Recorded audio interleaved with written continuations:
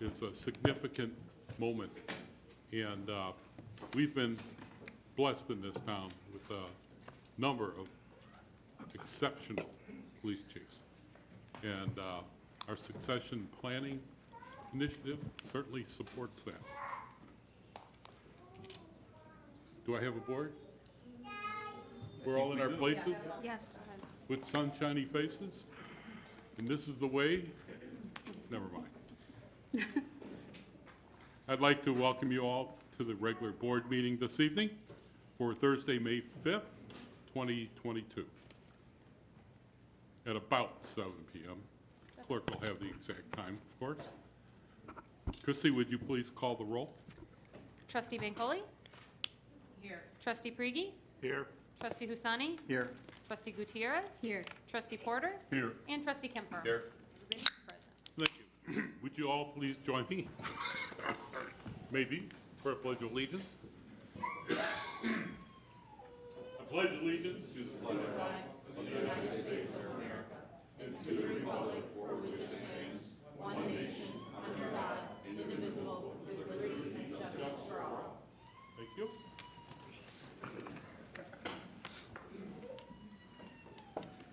We have a motion to accept the agenda. So moved. Second. We have a motion and a second. Mayor, I'd like to remove 7A3 from the consent agenda. 7A3. Thank you. And Mayor, I'd also like to remove 7A4 and 7A5. Okay, Thank you. thank you. With those changes, Christie, call the roll.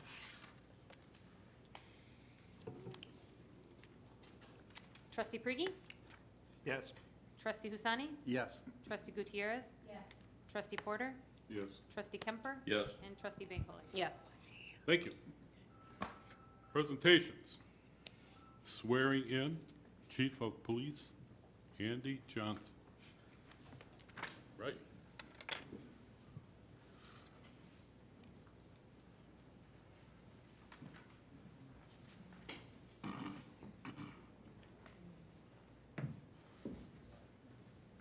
Are you bringing your wife up with you?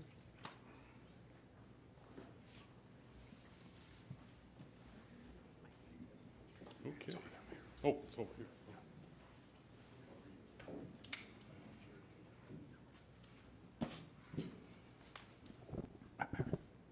Okay. Can everybody hear me?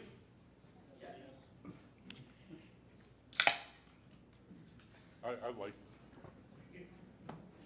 It is my great pleasure tonight to be swearing in Deputy Chief Andy Johnson to the position of Police Chief. Chief Johnson has been with the police department for 23 years. He has served time as patrol officer, a tactical officer, and a detective prior to being promoted to sergeant in 2004. Chief Johnson was also a member of the Cook County Major Case Assistant Team Homicide Task Force. Upon his promotion to sergeant, Chief Johnson was assigned to the patrol division where he supervised a patrol shift, and during that time, Chief Johnson also served as the department's field training program officer, coordinator. While a sergeant, Chief Johnson played a significant role in the creation of the police department's art program, Area Response Teams. And he was also responsible for designing a police suicide prevention program, which was featured on Fox News in Chicago. In 2010, Chief Johnson was promoted to lieutenant and was assigned to the Investigations Division. While in that position, Chief Johnson helped design and implement the department's police and citizens-connected PACC community outreach program, utilizing numerous social media platforms and other technologies. Chief Johnson was promoted to Deputy Chief in 2014 and has spent time as both the Deputy Chief of Operations and the Deputy Chief of Support Services. As a Deputy Chief, Chief Johnson served as the chair of the Hanover Park Safe Communities Coalition, where he was responsible for bringing together a coalition of representatives from over 30 different community service agencies. This coalition's goal was focused on areas where the greatest number of preventable injuries and deaths were occurring in our community and to come up with ideas or solutions to reduce these occurrences. Chief Johnson's hard work and determination resulted in the Village of Hanover Park receiving certification as a safe community by the National Safety Council. Only 32 communities in the United States have achieved this certification. Chief Johnson is a gifted writer and has authored several articles for law enforcement publications regarding law enforcement use of social media. Chief Johnson has a master's degree in criminal justice and is a graduate of the Northwestern University School of Police Staff and Command. Chief Johnson serves as the chair of the Illinois Chiefs of Police Association's Public Relations Committee. Chief Johnson is joined tonight by his wife, Katie, his sons, Tyler and Ryan, and his daughter, Avery. I can't be more proud to introduce Chief Johnson to you this evening.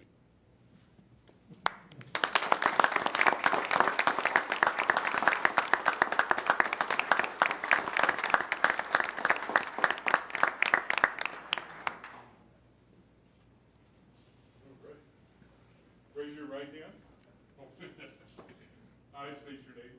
I, Andrew Johnson, Do solemnly swear do solemnly swear that I will support the Constitution of the United States, that I will support the Constitution of the United States, the Constitution of the State of Illinois, the Constitution of the State of Illinois, and that I will faithfully discharge and I will faithfully discharge the duties of the office of Police Chief the duties of the office of Police Chief to the best of my ability. to the best of my ability. Thank you. Congratulations.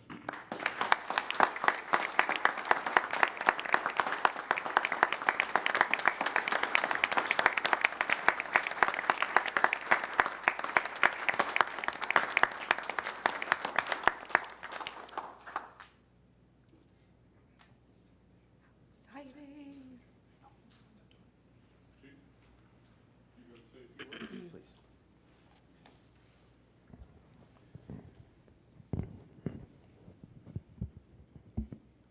All right, I'll keep this brief. Good evening. Thank you all for being here. Wow. I just want to really do two things, and that's to say some thank yous and also make some commitments, and then it'll be time to get to work.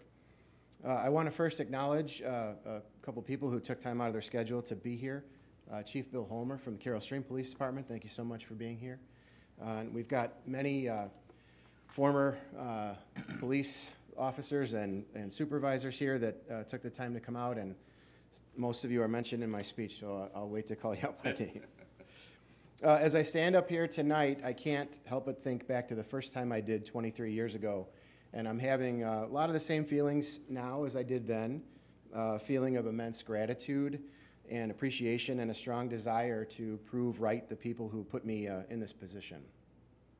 As I've become involved in hiring over the years, it's not lost upon me the leap of faith that it was for then Chief Ron Moser to hire a 20-year-old and give him the responsibility that comes with the position of police officer. And since that day, I've had so many great opportunities working here for the village, culminating in this one tonight. First, I want to say how much I appreciate this opportunity, how thankful I am that it was presented to me by Village Manager Juliana Maller. I'm thrilled for the opportunity to take this step in this community in which I've grown up and spent my entire adult life, and I will work every day to fulfill the expectations that you have for me as Chief of Police. I'm also very grateful to Mayor Craig, who's been a positive and supportive presence to me and the police department as a whole from day one. Thank you also to the Village Board for your faith and confidence in me as well. I have heard and witnessed your support for the police department and the work that we do, and I appreciate it very much. Thank you to my family and friends that are here. My wife, Katie, who's been talking to me about this day for several years now and looking forward to it, and expressing a desire to be the one to pin it on me and share this with me, and I couldn't be more fortunate that that's the case. My sons, Tyler and Ryan, are here. My daughter, Avery. I love you more than words could express. I appreciate your support, and I'm honored to be your father. I have some of my best friends in life that are here, that took the time to come out. It means the world to me that you're here. And to all of you, there's times when you've had to deal with me missing things, not being at functions, times when you've seen me weighted down by something that I'd seen or was dealing with. Thank you for your patience and your love and your understanding and everything, and your understanding that everything I did had a reason behind it, and it was to fulfill the oaths I took and be the best I could be for this village that's done so much to support me. I also want to thank all the officers who have worked with me along the way, and especially the supervisors that I've had. I cannot overstate the importance of your mentorship. From the beginning, one of the best things to happen to me in my career here has been my interactions with those who are willing to take the time to lend advice, training, and counsel, and sometimes steer me straight when I needed it. Several of them are here tonight. Chief Mike Minot, who's been supportive and a great friend and teammate since we were both patrol officers and all along the way. And I'll have a lot more to say on this tomorrow at your farewell, but these last 5 or 6 years have been the best of my career, and if we had the same amount of time left, I still would have stayed and continued working for you, and it's important that you know that. I'm inheriting a police department that's top-notch, and your leadership has had a tremendous amount to do with that. There are some retired deputy police chiefs here. Dean Norman is here, who was an influence on me early in my career. Retired Deputy Chief Tom Cortese is here, who taught me the importance of putting the organization first. And Tom had the greatest work ethic I think I ever witnessed in another person. And nobody was more dedicated to this than he was. Retired Deputy Chief Mark Gatz is also here. He taught me project management, among a lot of other things, and showed me that being detail-oriented is often the best way to protect the organization and the people in it, which is our primary mission in management. Retired Deputy Chief Joe Ciancio is also here. He was always a great leader by example and a contagiously optimistic presence. He was up sometimes when everybody else was down, and it's tremendous having you around. I miss you being here. And Deputy Village Manager, former Police Chief Dave Webb, who always expressed confidence in me, promoting me twice, and not being afraid to delegate to me important roles and projects that would help shape me into a better manager and supervisor. I would not be standing up here, and I would not have had the opportunities in my career that I've had without each of you and your influence. Police work, even though we ride alone in patrol and there's a lot of emphasis put on being self-sufficient, is a team sport, and we're at our best when we're supporting and helping each other, especially those who are on their way up behind us. This time and effort and energy are things that you can never truly pay back, and I think the only way you can even attempt it is to commit to doing the same thing for others, not forget where you came from and how much you needed that help at points in your career. I can commit to doing that. It's the very least I can do to thank those mentors that I've been so lucky to have. Speaking of commitments, and I want to close with just a few of those, to the manager, the mayor, the board, residents, stakeholders of the village, the police department will continue to be responsive, community-oriented, and focused on problem solving. We will utilize modern technology and innovation in a responsible and sensible way. We'll adhere to the best practices standards prescribed by CALEA, and we'll be professional in all of our work. I am accessible to you. I will listen to you and work with you to keep this village safe. To my fellow department heads, know that I'm committed to the success not only of the police department, but of the village as a whole. Where I and the resources of the department can be of assistance to you, we will be.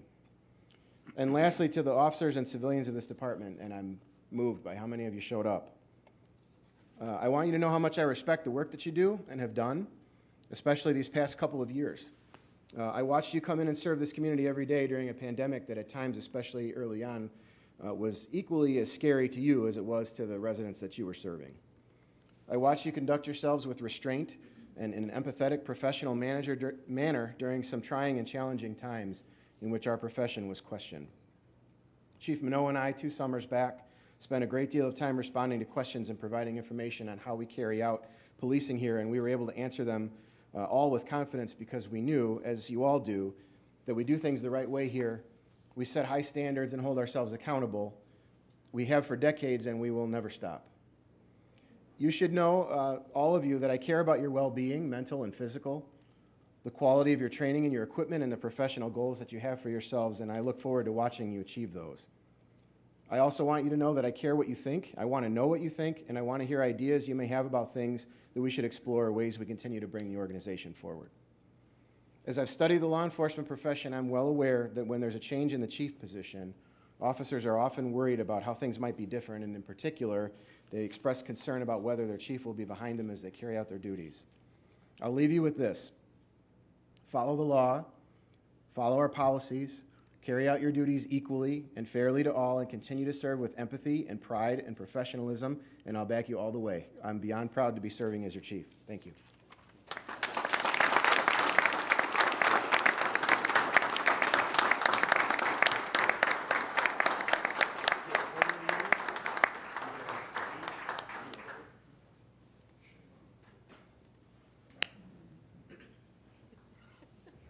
Maybe lose the microphone.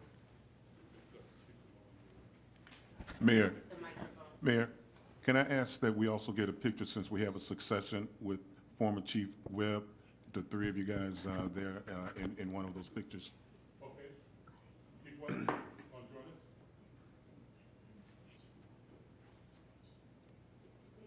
We'll do this till we get it right. Okay.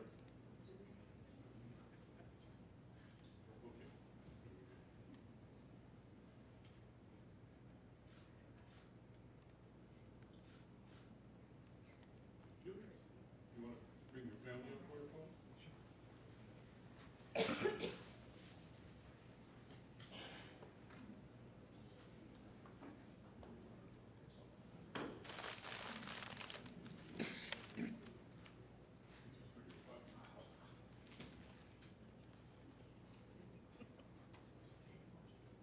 It's okay, baby, cry. It's okay,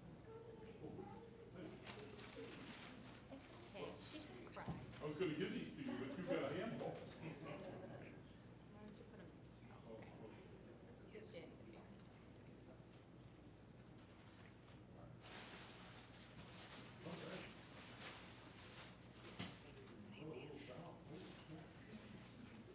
Yeah.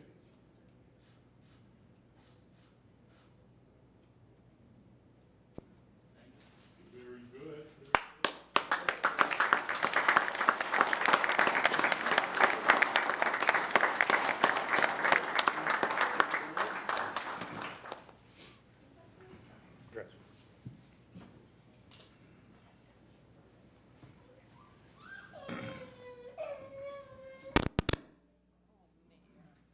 Was that me? Yes. Chief Minot, would you join me? I'm going to break your rules. I was going to wait till tomorrow, but it doesn't seem right. Especially with all the exceptional people we have. Chief, whereas the Village of Hanover Park Police Chief Michael Minot began his career with the Village of Hanover Park on November 20th, 1995, and rose to the ranks of the position of Chief of Police, where he has held that since 2016. And whereas Chief Minot is the past recipient of the Cook County Sheriff's Award of Merit and has received numerous letters of commendation and recognition for his actions serving the community in a variety of positions.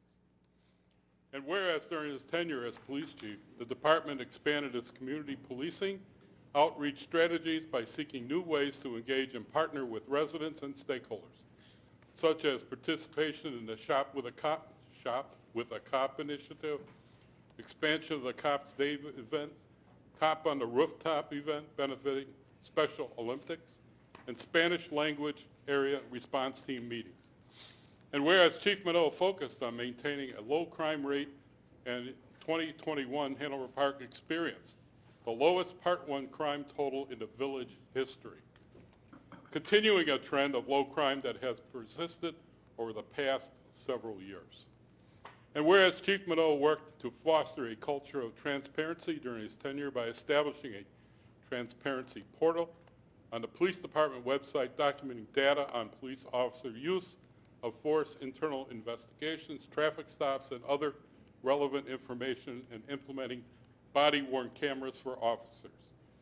And whereas Chief Minot is retiring from the Village of Hanover Park Police Department after a distinguished 27-year career of service in which the Village of Hanover Park is extremely fortunate to have him as a leader.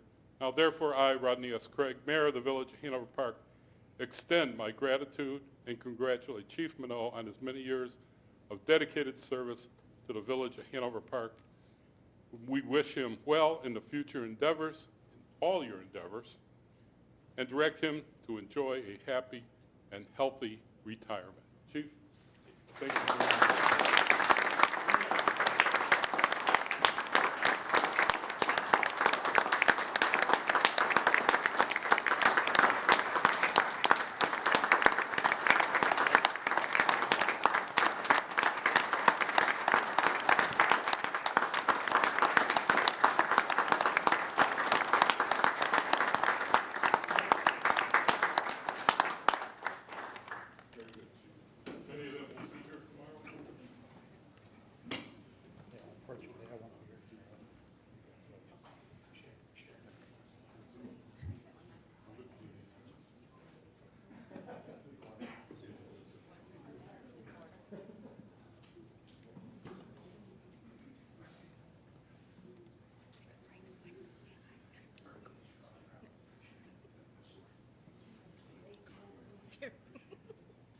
Congratulations, Chief. It's been a pleasure.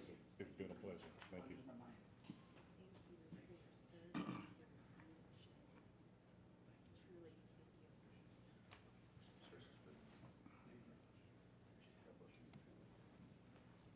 Thank you, Chief. Thank you.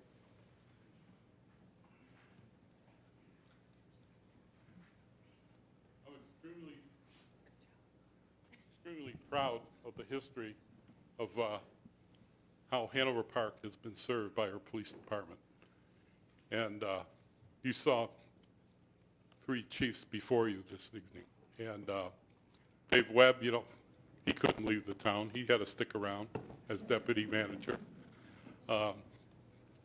Mike Minot, he's going to take a little time off, take a deep breath and discover what it's like to be a human being again. And Andy Johnson, I know our future is in good hands. And this board is very proud of that. And this board supports our police department. I support our police department, as you all well know. And why do we seek certification? Why do we seek proper equipment? Why do we do all these things? And the reason is I want you officers to go home to their families at the end of their shift. It's important. It's valuable to us, and it shows how the people of Hanover Park appreciate our police department. So thank you all for coming tonight. Andy, I guess you got to go to work now, huh? Thank you all.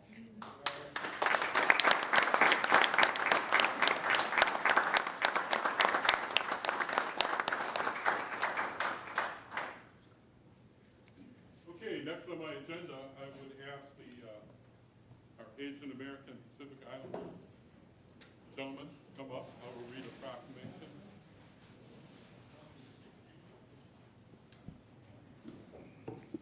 So glad you all came tonight. Pardon me? Yeah, that's fine.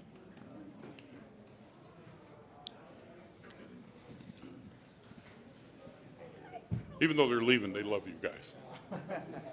Whereas Asian American and Pacific Islander Heritage Month is observed during the month of May to recognize contributions and influence of Asian Americans and Pacific Islander Americans to the history, culture, and achievements of the United States. And whereas Hanover Park is proud to be home to a large Asian American and Pacific Islander population that contributes greatly to the prosperity and enrichment of our village. And whereas Asian American and Pacific Islander men and women have made valuable contributions to all areas of Hanover Park, including government, business, arts, science, medicine, education, law enforcement, and the military. And whereas Asian American and Pacific Islander communities are deeply rooted in both the United States and Hanover Park, reminding us both proud and painful chapters in our history. And whereas diversity represents one of our greatest strengths by recognizing the contributions and accomplishments of Asian American and Pacific Islander men and women, our village celebrates the importance of inclusion to building a brighter future for all our citizens. And whereas the village is committed to providing comprehensive support to ensure that Hanover Park is equitable and welcoming to all people. And whereas the Village of Hanover Park is proud to celebrate Asian American Pacific Islander Heritage Month and commensurate the essential contributions, sacrifice, and accomplishments that Asian American and Pacific Islanders have made to Hanover Park. Now, therefore, I, Rodney S. Gregg, Mayor of the Village of Hanover Park, do hereby proclaim the month of May 2022 to be Asian American and Pacific Islander Heritage Month in the Village of Hanover Park, Illinois, and encourage all residents to join us in honoring the many contributions made by Asian American Pacific Islander communities. Thank you.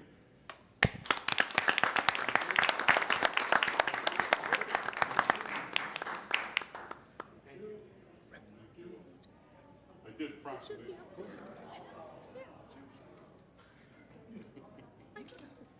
All right. We should. We should be.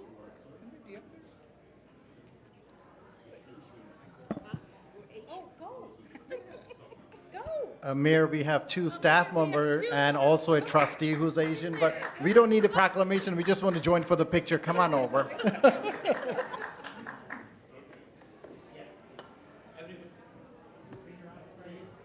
gonna go down again. Since when are you guys shy about walking?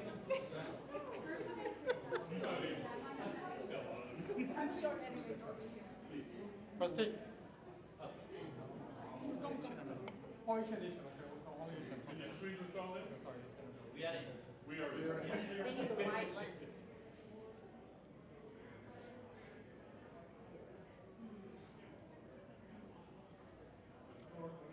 One more?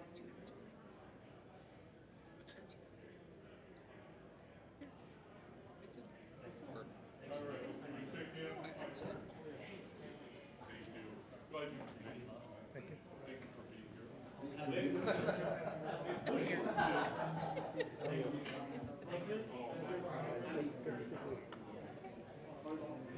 Frank, put your office.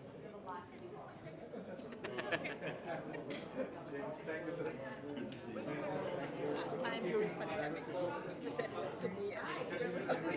Not that I'm clear of. See you again. Congratulations. Thank you. Thank you. My friend. You guys is Good to see you, always. sir. Congratulations. I like you going against the wave. I How like you it. doing, Go Constance? back. Good to see you, sir. Thank you so much for coming. Thank you, man. Thank you. Thank you. Congratulations. Thank you. Hey, my friend, how are you? Yes, sir. Good to see you. Okay. All right. Give me a prize. Okay. Thank you so much. Always good to see you. You're not coming to America? Come on, what's going on? Not coming where? Coward, you know, for May 13th, celebration in Mother's Day. Oh, Mother's Day. Yeah. I can't make Mother's It's Day. not Mother's Day. Mother's Day this week, or next week. Oh, Yeah. well, I'll have to look Look at my at it, schedule. yeah. Send me a I like Rick's text. hat. like- Yeah. He's looking good. Supporting the right team.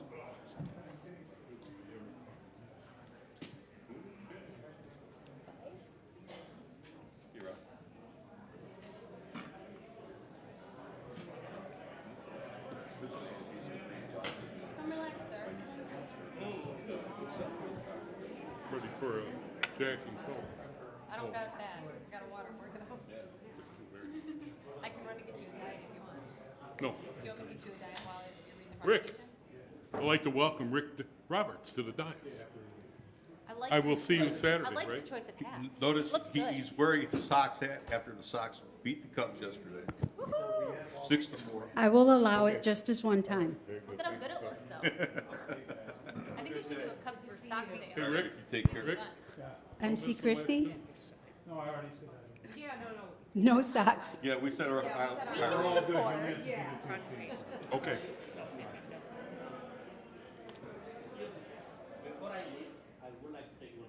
Okay, we'll smile. Probably have Ronnie. you got a widescreen or not? Gurmeet, a member of the CIDC committee.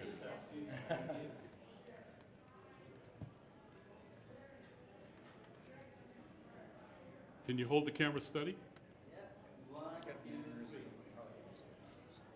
Just keep asking. Thank you. It's nice to see Rick Roberts this evening. Rick, I'll see you Saturday? Yes, I'll see you on Saturday. I'll see Okay. you Saturday.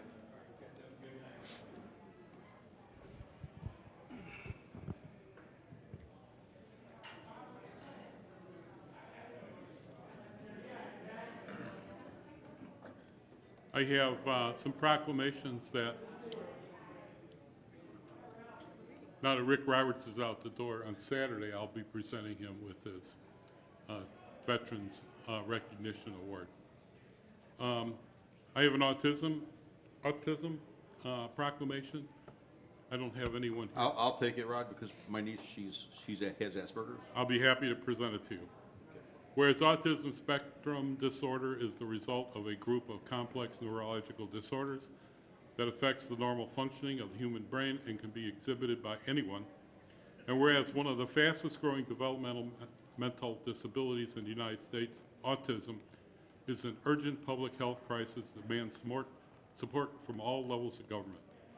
And whereas symptoms of autism may present themselves in a variety of combinations and can result in significant lifelong impairment of the individual's ability to learn, help develop healthy interactive behaviors and understand verbal and nonverbal communication. And whereas the Centers for Disease Control and Prevention reports that 1 in 44 school-aged children have been identified with autism spectrum disorder. Whereas autism affects not only the diagnosed individual, but the entire family and the community at large. There's currently no identified cause for the cure of autism. It is known that with proper education, training, and community support, individuals with autism can lead distinguished, productive lives and strive to reach their fullest potential. Therefore, I, Rod Craig, President of the Village of Hanover, do hereby recognize Autism Awareness Month in the Village of Hanover Park, and I urge all residents to become better educated on the subject of autism spectrum disorders. We'll hand that down. EMS. Whereas emergency medical services are a vital public service, and whereas members of the emergency medical services team are ready to provide life-saving care to those in need 24 hours a day, 7 days a week, and whereas access to quality emergency care dramatically improves the survival and recovery rate of those who experience sudden death, sudden illness, or injury. And whereas the emergency medical services system consists of emergency physicians, emergency nurses, emergency medical technicians, paramedics, firefighters, education administrators, and others. Whereas the member of the emergency medical services team, whether career or volunteer, engage in thousands of hours of specialized training and continue education to enhance their life-saving skills. And whereas it is appropriate to recognize the value and accomplishments of emergency medical services provided by designating Emergency Medical Services Week. Now, therefore, I, Rodney S. Craig, Village President of Village of Hanover Park, proclaim May 15 to 21, 2022 as Emergency Medical Services Week in the Village of Hanover Park with the theme EMS Rising to the Challenge. I encourage the residents of Hanover Park to observe the week in appropriate programs, ceremonies, and activities. We have someone from the fire department here. Holy smokes. Public Works. I'm going to present that to you, but I'm going to come down. We'll take a photo. It's coming down. It's on its way.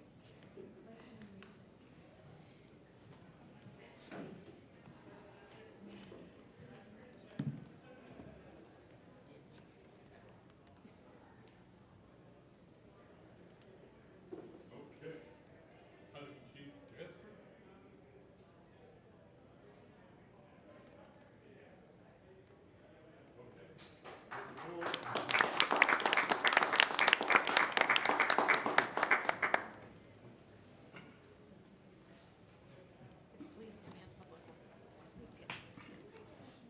Thank you for everything. All right, congratulations. Thank you. Use that? No, Yeah. present it to our officer who's guarding the door. You're good. What am I doing? You're going to give it to Dave. The recipients. Am I missing something? No, you're presenting the National Police Week. Public Works Service, There's Congress? two. Yeah, he has two more. Peace officers. Guess what? We all know Diaz, most peaceful guy on the force. I'm teasing, of course. Whereas the Congress and the President of the United States have designated May 15th as Peace Officers Memorial Day, and the week in which May 15th falls on as National Police Week. And whereas the members of the law enforcement agency, the Village of Hanover Park, play an essential role in safeguarding the rights and freedoms of the residents of the Village of Hanover Park. And whereas it is important that all citizens know and understand the duties, responsibilities, hazards, and sacrifices of their law enforcement agency, and members of the law enforcement agency recognize their duty to serve the people by safeguarding life and property, by protecting them against violence and disorder, and by protecting the innocent against deception and the weak against oppression. And whereas men and women of the law enforcement agency, the Village of Hanover Park, provides a vital public service. Now, therefore, I, Rodney S. Craig, President of the Village of Hanover Park, call upon citizens of the Village of Hanover Park to observe May 15 through 21, 2022 as National Police Week. Diaz, I've known you for too long. Congratulations. Let's get a photo.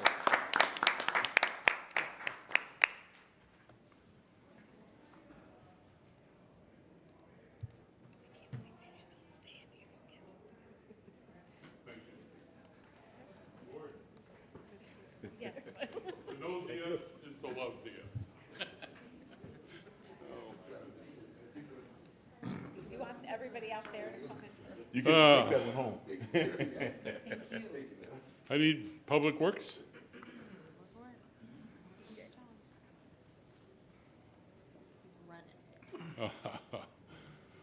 I know what flows downhill. I love it. Whereas Public Works Services, thank you for coming out. Whereas Public Works Services provided in our community are an integral part of our citizens' everyday lives. And whereas the support of an understanding and informed citizenry is vital to the efficient operation of public works systems and problems such as water, sewers, streets, and highways and public buildings. And whereas the health, safety, and comfort of this community is greatly depends on those facilities and services. And whereas the quality of effectiveness of these facilities, as well as their planning, design, and construction, is vitally dependent upon the efforts and skills of public works officials. Whereas the efficiency and the qualified and dedicated personnel who staff public works departments is materially influenced by people's attitudes and understanding of the importance of the work they perform. Now, therefore, I, Rodney S. Craig, President of the Village of Hanover Park, do hereby proclaim the week of May 15 through 21, 2022 as National Public Works Week. Thank you very much.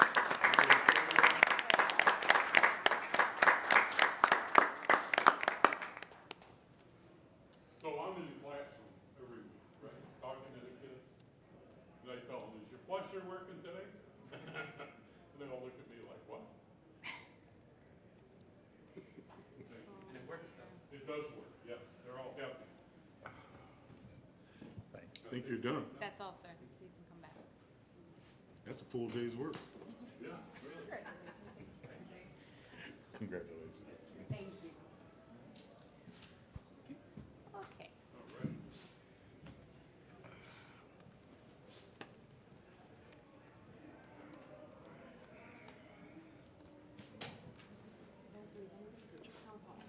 No one is here for town I hall? don't believe so. Oh, good, good, good. You got a lot of agenda items. Okay, town hall session. No one's here. Village President's report. It's you. That's me. I've been so busy I can hardly keep notes on what I'm doing. I have, looking forward to traveling to Reno, Nevada, first week in June, to be a part of the U.S. Conference of Mayors summer meeting, discussing policies and values of our municipalities across the country. About 250 mayors will show up, and I'll be looking forward to that. I believe we have a meeting, and Herb Porter, you'll be filling in. Okay. Don't spend all the mayor's money. Remy wouldn't let me, she wouldn't dare. Yeah. So no one for town hall session. Village President's report, that's that. I'd like to move to approve by unanimous vote items on the consent agenda. So moved. Second. We have a motion and a second. So the items are 7A1, 7A2, 7A6, 7A7, and 7A8. 7A3, Sorry, one more 7A4, time? and 7A5. 7A1, 7A2, 7A6, 7A7, 7A8. Oh, those are on consent. Okay, Those are the ones that are on consent. gotcha. We've pulled off 3, 4, and 5. Yeah, Yeah, okay.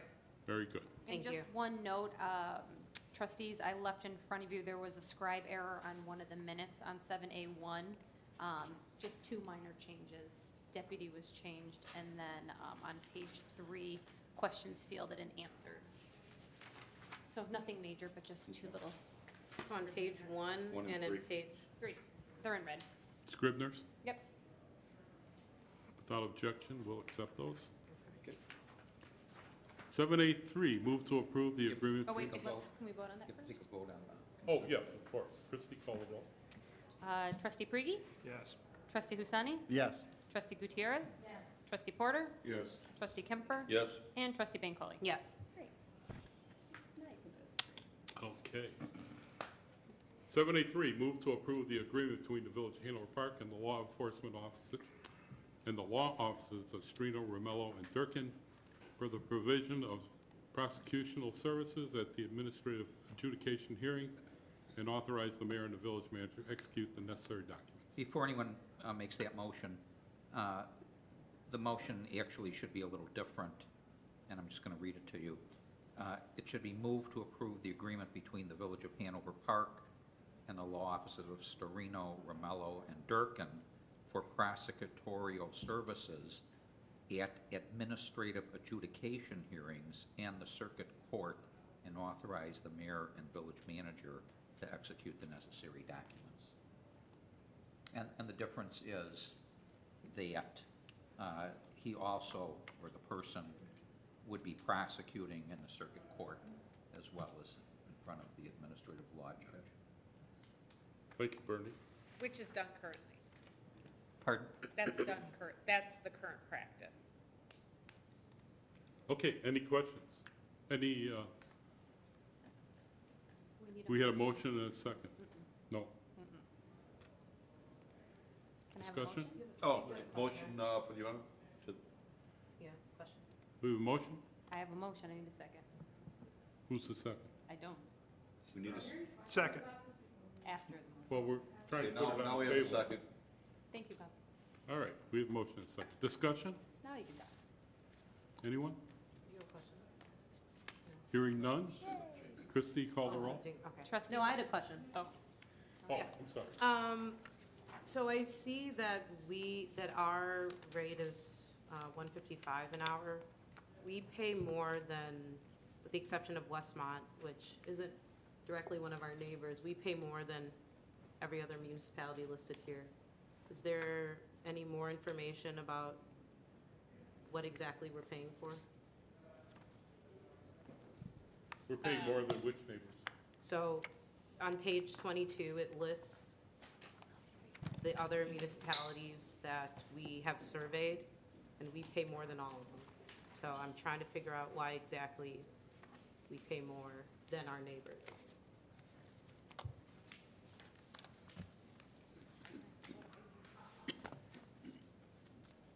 I had to figure out which chief was answering. What's the current chief? How much?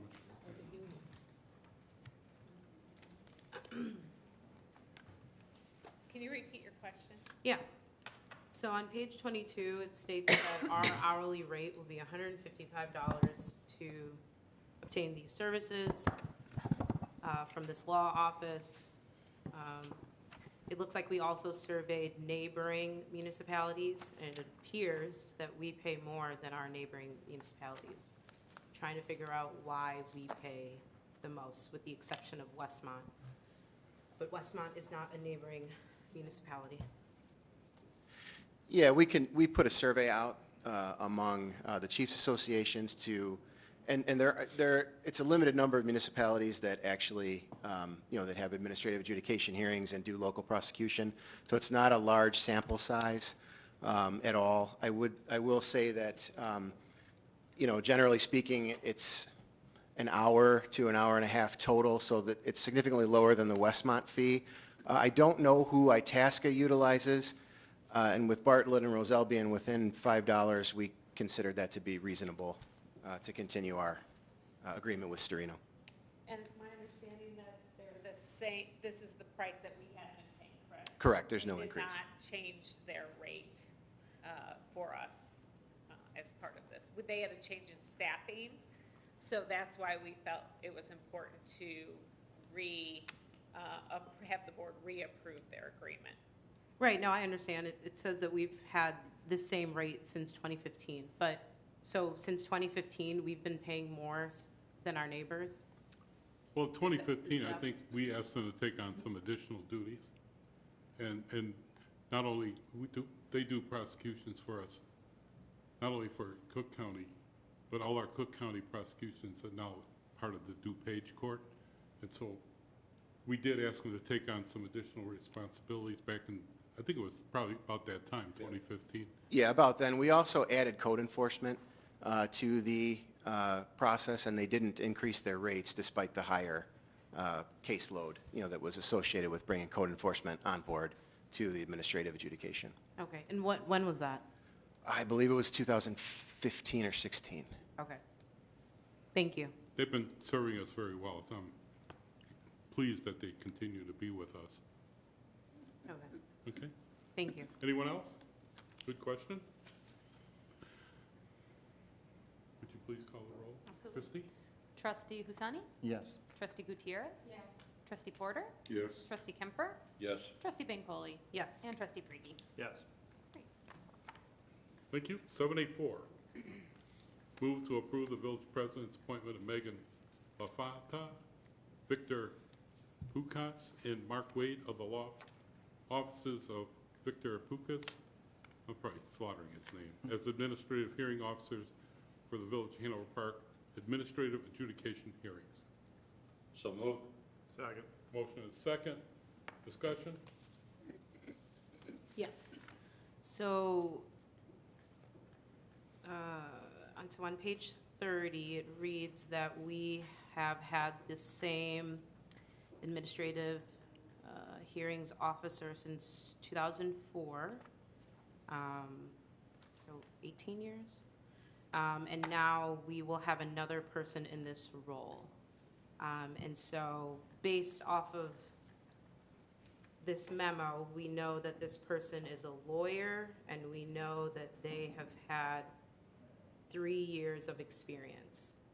So can we be provided with more information about their qualifications, about why they want this role, a little bit more information about what they will be doing in this role? I could start, and then maybe Chief Johnson can fill in the blanks. The firm was hired before, back in 2000, when was it? Before I was here. And Victor Puskis has been the administrative hearing officer during that time. And he's the administrative hearing officer in other communities as well. And he has now, he's not retiring, but he is stepping back away from the regular schedule of the Tuesday hearings, and he serves more than one community. He has always had a backup, and that backup is the person that is going to be is being named by the mayor as our lead hearing officer. It's the same firm, and Victor will be in the background for advice and counsel, but also as if that person can't be there, he can step in, or somebody else in that firm. So we're staying with the same firm. They're understanding their same training that they're required to have by our current ordinances, our current agreement. It's just that the lead person that we've had sitting at the dais for these hearings is now stepping back, and his second is going to be handling it on a regular basis. And so our ordinances require the mayor to name or appoint that hearing officer. So that's why this is in two different motions. And then the next one is the agreement that reflects that. Okay, so thank you for the additional information. No, that covers it. The police department has had good experience with that process and feels that the hearing officer will continue to be consistent in their review of cases. That was my question that we have a continuity of how we treat folks that come before our hearing officer. I don't want to be all over the map. So- We've had that for some time, and the lady judge that's stepping in is of that mindset. She stepped in a few times, and I like fair consistency, so that's what we have. And over the years, we've not had any issues with that component, so. So just to clarify, administrative hearing officer, it is a job, right? It's not an employee of the village, no. Not an employee of the village, but it's a job in which these officers will be paid for their services. Yeah, we have a And in the contract. next motion, we will be essentially signing off on the contract that the village will have. One is an appointment, one is the contract, yes. Yeah, and so I guess what I'm asking for is a little bit more information about Megan LaFata, right? So we know she's a lawyer, and we know that she has 3 years of experience. But we don't have any more information about who we're appointing. And I would say that I've seen many times in which we do appointments, like committee appointments in the village, and we ask those that want to be on a committee to fill out a questionnaire. Resume. Why they, So- right, why they're interested in it, a little bit more information about them. And then we even ask for a resume, just so we can ensure that they are qualified, that this is a role that they want, and just to get a better understanding of, Sure. of who they are as a person. So Can we this- provide that to the board in arrears, or do you want to pull this from the agenda? I think we should pull it from the agenda. I think that just listing her name and the fact that she has 3 years of experience doesn't really allow us to Okay. verify her qualifications. Is that going to cause any hiccups in our get-along? Well, she's been serving I as know. backup now, and she's with the firm that we use, so most likely not. I just asked if we could pull her up. I could read, her information's on their website, but Chief Johnson, she's gone through the certification program and everything, correct? Yeah, correct. Per our ordinance, there's a requirement that they have a minimum of 3 years' experience as an attorney, and that they complete a training program in the administrative adjudication process, including knowledge of the ordinance violations, observation of hearings, and then also participation in hypothetical cases. And in the agreement that's on the next agenda item, Vic Puskas certifies that was conducted, that she attended that. She's So been we an can attorney get her longer than 3 resume. years. Yeah, I think it's 3 years as a hearing officer. She's been an attorney for longer, but we can bring to answer your question, I don't think it will impact the hearing process for between now and the next board meeting, and we can get a copy of her resume. Is that what the board is looking for. You met with her, so. I did meet with her, and I have all the confidence in the world. I just, you know, when you give someone a job, you don't just, Oh, no, we didn't, you You know, know, I mean, you it may appear that way sitting here. right, but based off of what I'm reading, right, and the information that was provided to me, I know her name and I know she has 3, right? And so. We can get if we're- through the if we're- resume. If we're gonna give her this job, What's the will of the board? Are we looking for the resume? Pardon me? do you have any? Are we patient enough? Look for the resume? Any Yeah, additional- okay. We'll pull it from the agenda and we'll provide board members with the resume. Thank you. I prefer to do that than, you know, if you have questions after the fact. I have interviewed her and I'm confident that she'll pass muster.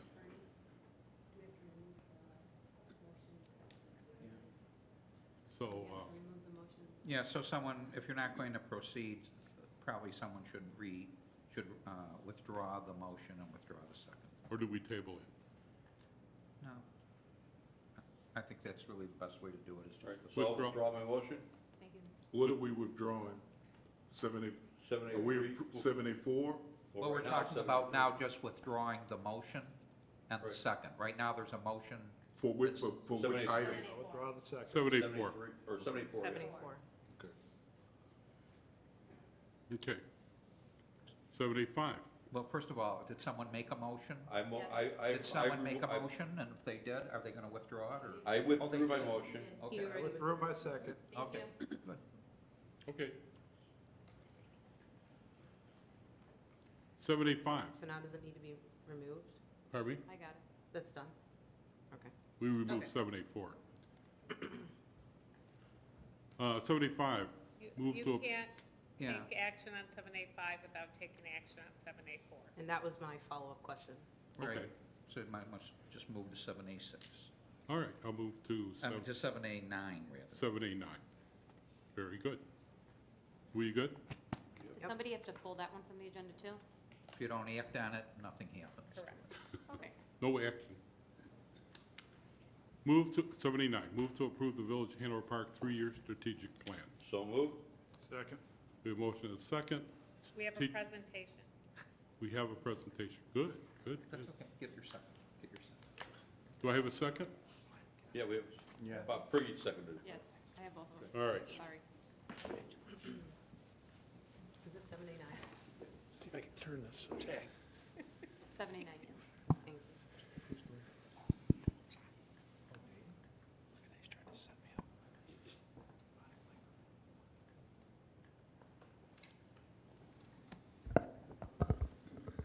Little technical difficulty here, so.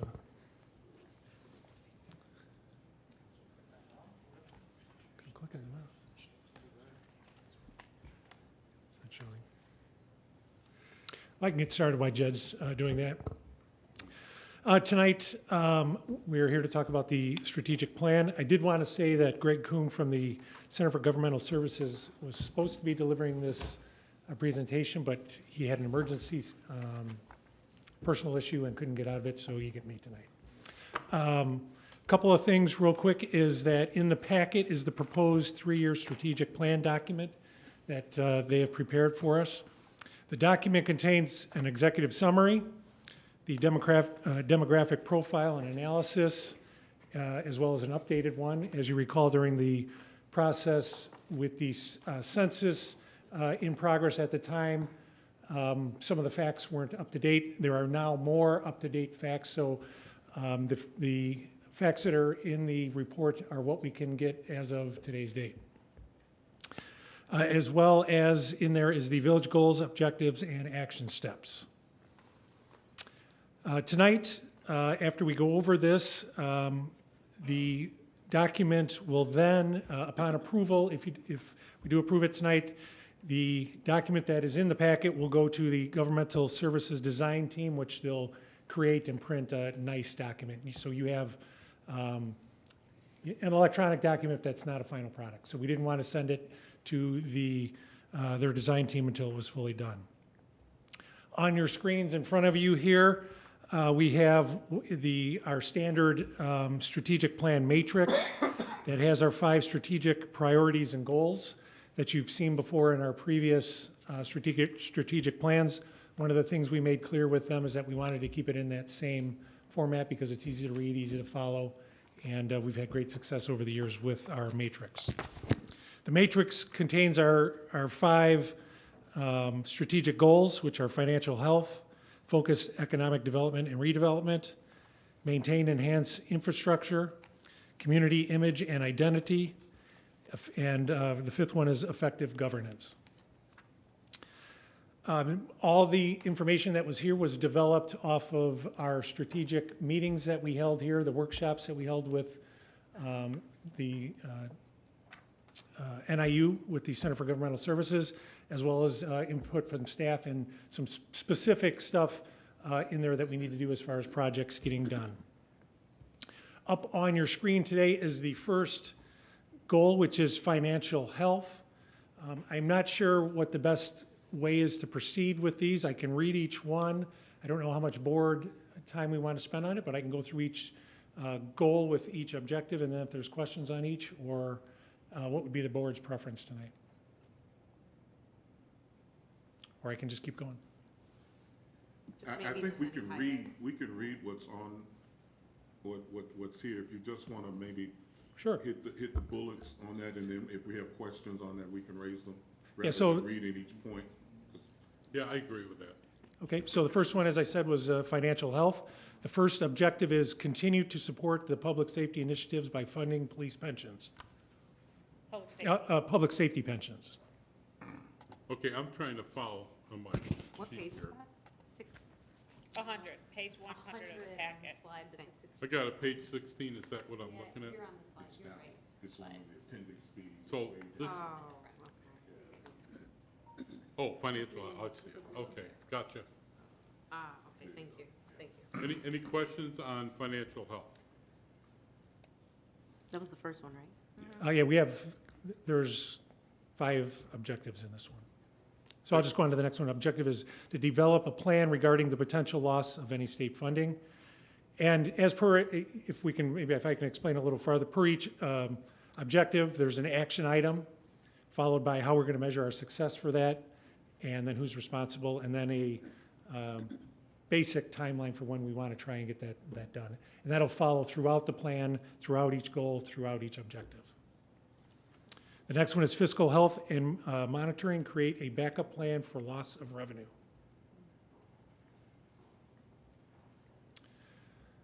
Workforce market competitiveness, maintain competitive and comprehensive total Hey, compensation. Dave, just a second. So it's on that one, to a backup plan created in case we lose a large sale tax generator. How far along are we in that process, and what does that look like? Well, we aren't there. I mean, this is a goal that the So board this is just set stating for a us. goal, yeah. It's the stated goal, and then we're saying that we will do that review by 2023. Okay. And that the finance department and community development departments will take the lead on working on that. And so how this works is that once we have the strategic plan in place, then we'll work through staff goals and project plans to, on a quarterly basis, bring to you where we're at with each of these. So the reporting back will be ongoing. We won't wait until 2023. It'll be ongoing as you develop measures Yeah, to in the accomplish past, this? we've done it twice a year. Okay. So we give you an update twice a year on where we're at with the All plan. right. Thank you. So we were at workplace market competitiveness, which is maintain competitive and comprehensive total compensation program to help attract and retain quality workforce.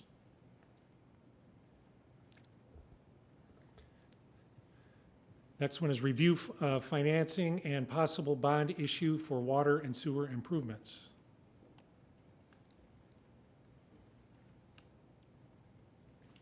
We move to the next goal, which is focused economic development and redevelopment. First objective is consider the reduction of the property tax rate to 1.5% as the recruitment strategy to attract more businesses to the village. It's great. That's big. Thanks, Remy. By 2024. Yeah, that's great. Next one is facilitate and support private sector large developments.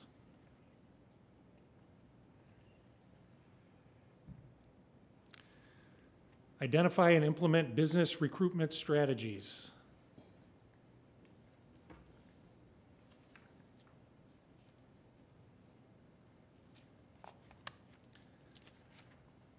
We have quite a few objectives in this category, so I'll just keep going. No, I think we hit it on the head, looking at private sector, large developments. Gary and Lake's been a big one. I call all the time when they coming in for their permits for the continuing development there. Wise and Farmstead, you know, we got that townhouse development, and the Shell, we know that's on the cusp. So these are definitely areas that we're looking at. We have identify and implement small business education and retention strategies, including how small businesses can work with municipalities, evaluate connecting small businesses with regional incubators, and working more closely with the chamber. So this is what I exactly wanted to be on the strategic planning, but I'm looking at how we're gonna achieve that, and I don't see anything that we are doing. We're just gonna partner with, you know, other organizations, okay, fine, and I'm not seeing anything particular here that we are doing as a village. What page are you on? To make it easy for businesses to work with the municipal. The first section, I want to. Thank you. Page number 18. So anything specifics there? So I'm sorry. It's hard with the blower here in this room, but, so this then goes down to say we're going to review and expand the EDC educational events and seminars, conduct business retention survey and visits, expand our partnerships with the local and regional agencies, build a local jobs portal, and evaluate the need for oversight of home-based businesses. If you just read the top two lines that were written, they were very specific as to how to do business with the municipal for small businesses. So something that we are creating, that we could create a workshop or something, education session that we are conducting that's going to be very specific to how to do business with the village. So encouraging more local businesses to participate and bid for a job or be prepared to have those insurances, bond, what we look for. Some people are just so confused about the process and how to do business, and that was the whole purpose of this. So how it was captured on the top two sentences is perfect, but what follows is vague. It's just, we're gonna expand, okay, what? Well, but I think that first one, the education sessions can be incorporated into that first item, that action item. Okay. Review and So- expand education events, or we could reword that to, be more you're talking specific. about making sure that that includes education to the businesses about how to work with the village. Exactly. Yeah, we can. Because we it's can so mod- intimidating to even start working on it because there's nothing that they could go and get a clear picture of how to work. I think just to create something like that in that, making it easy for small businesses to do. And we sort of started this last year, I don't remember, when we started looking at the business loans, and we worked with the library and the women in business development, and what we did is we went and we knocked on doors and we said, come here, so we helped people sign up for the businesses, and then while they were here, we took advantage of that to teach them about what the municipality has for them as well. And then we did another one about, Financing. yeah, help me out, Shubra, it was about if you kept your staff on during COVID, then they were eligible for grants. Right. Financing tools. That's Right. right. So But we've. that's different, that's what I'm saying here. So what I- you're saying is getting businesses with. I think Juliana got it. Huh? I think Juliana got it. Oh. Yeah, and just to build off of what Trustee Husseini was saying, maybe we list a bunch of things here. Shubra, you're probably familiar with PTAC, the Procurement Technical Assistance Center. And so PTAC does help businesses kind of navigate how to do business with the state and municipalities. And so maybe we can just have Is this part of the? some type of workshop with PTAC and maybe just add it to the list of what we already have. So, along with that, there are SBDCs, SBAs that have very, regional organizations that do this. Right.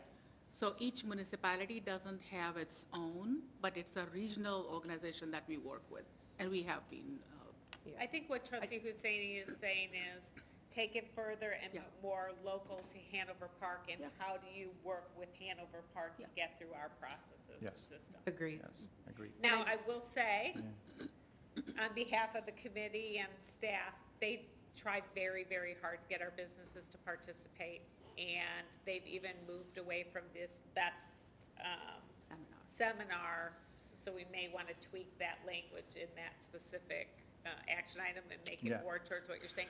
It's very, very difficult to get our businesses to participate, so we will continue to try and be creative on how we So, encourage them to participate, but it has been very difficult today. so that has been my forte for last 2 decades, working with small businesses, how to get their attention. So I would love to be part of only that sector, that, we could reach out to small businesses. I know it is challenging to reach out and have Yeah. that, but how to attract, maybe I could participate in That'd only be that great. subject. Oh, absolutely, that'd be great. We do a lot of knock and walk. We do a lot of that. That's how I get my workout in. But because of your background, that would be great. And to what you said, that's what our goal has been in speaking with the committee. We want them to come here and take ownership of this, part of this. And so we invite them to the meetings. It's just really hard with the times, the hours, and trying to find one. It might have to be more than one, morning and an evening, but we definitely welcome that. Or we can bounce ideas. Trustee Bancole, how, PTAC spelled how? It stands for Procurement Technical Assistance Center, is that right? Okay, Shubra? we will, and Yeah. your suggestion is added to the third bullet. Yeah, and they have Okay. a really great staff at College of DuPage, which is why I mentioned them. That, it's not too far away, and I think Shubra's familiar with PTAC. They do a fantastic job of they provide free one-on-one counseling as to how your business can just work with government entities. And We've how had to- speakers and how to- from there. And how to get those Yeah, contracts. We'll So, add yeah. that. Mhm. Okay, keep going, Dave. Okay, implement the village's facade improvement program. Grow downtown into a destination to attract visitors and potential residents and businesses. Update the village's comprehensive plan. When was the last time that was updated? 2010. 2010? So it's time. Okay, we've moved on to the third goal, which is maintaining. Can you, Sure. just for my own sake, explain the difference in the comprehensive plan and the strategic plan and how they are separate, but how they both work together? I don't think I can speak on comprehensive plan. I think Schubert can. So the comprehensive plan is more like of a long-term vision, like a 10 or 20-year vision. And then from that, when the goals are set, then the strategies is what you will see in the strategic plan. But reflected I as mean, well. the comprehensive plan is And land use, use and all of that. That's just one part. The strategic plan is across all departments and functions of the village. But The we're- comprehensive plan just talks more about land use and how we want to see different areas of our town More than that. used. Okay. And so Would we, you like to see a copy? It's on our, Online. it's on our website, and it has been budgeted. The board budgeted to do an update. Okay, good. I'm glad it's on the website. And it's scheduled to be updated when? Next year. 2024. Pardon me? Next year, Next year. yeah. We updated a portion of it in 2012 and then in 2018. I thought we, With the yeah, village I center? thought we Is it in addressed this it budget in, though? I thought it was in this year's We'll budget. issue in the some RFP. part.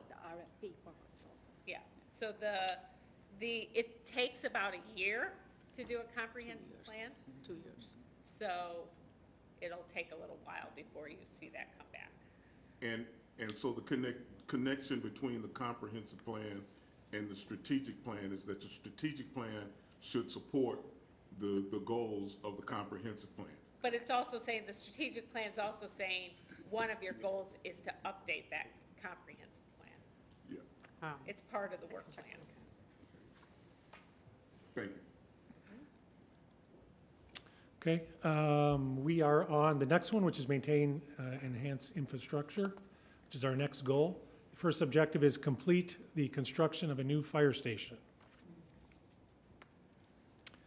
Undertake, Can I ask you on, as we do that, and complete the new fire station, what are the plans, where do we have a plan for the old station and how that will be disposed, utilized, reconstituted? It's the second bullet. yeah, if you look at the second action item, it's evaluate the options for the old fire station number 16. By 2024. So we have not determined what we We will have do? not. Okay. So I guess in 2 years, Okay, yeah. all right, I jumped the gun. It's okay. There's a lot of them here. Undertake a village-wide facilities needs assessment study to review municipal campus space needs and layout.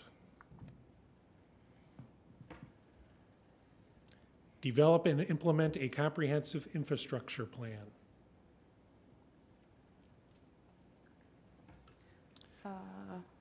Sorry.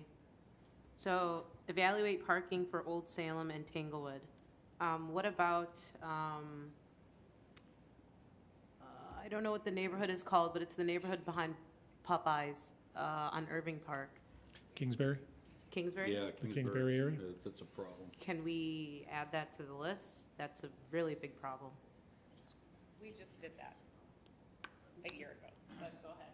Explain what we've done a year ago, and then we can figure out what we would like to see in the So the police department took a comprehensive look of about 6 or 7 neighborhoods in our community that we were habitually getting complaints about. We made changes in every one of those neighborhoods where we could to try and reduce or expand the amount of parking in those neighborhoods. I think at this point, we've done just about everything we can in those neighborhoods. Now, I realize a resident came, I believe it was last board meeting, they had a complaint up in Kingsbury.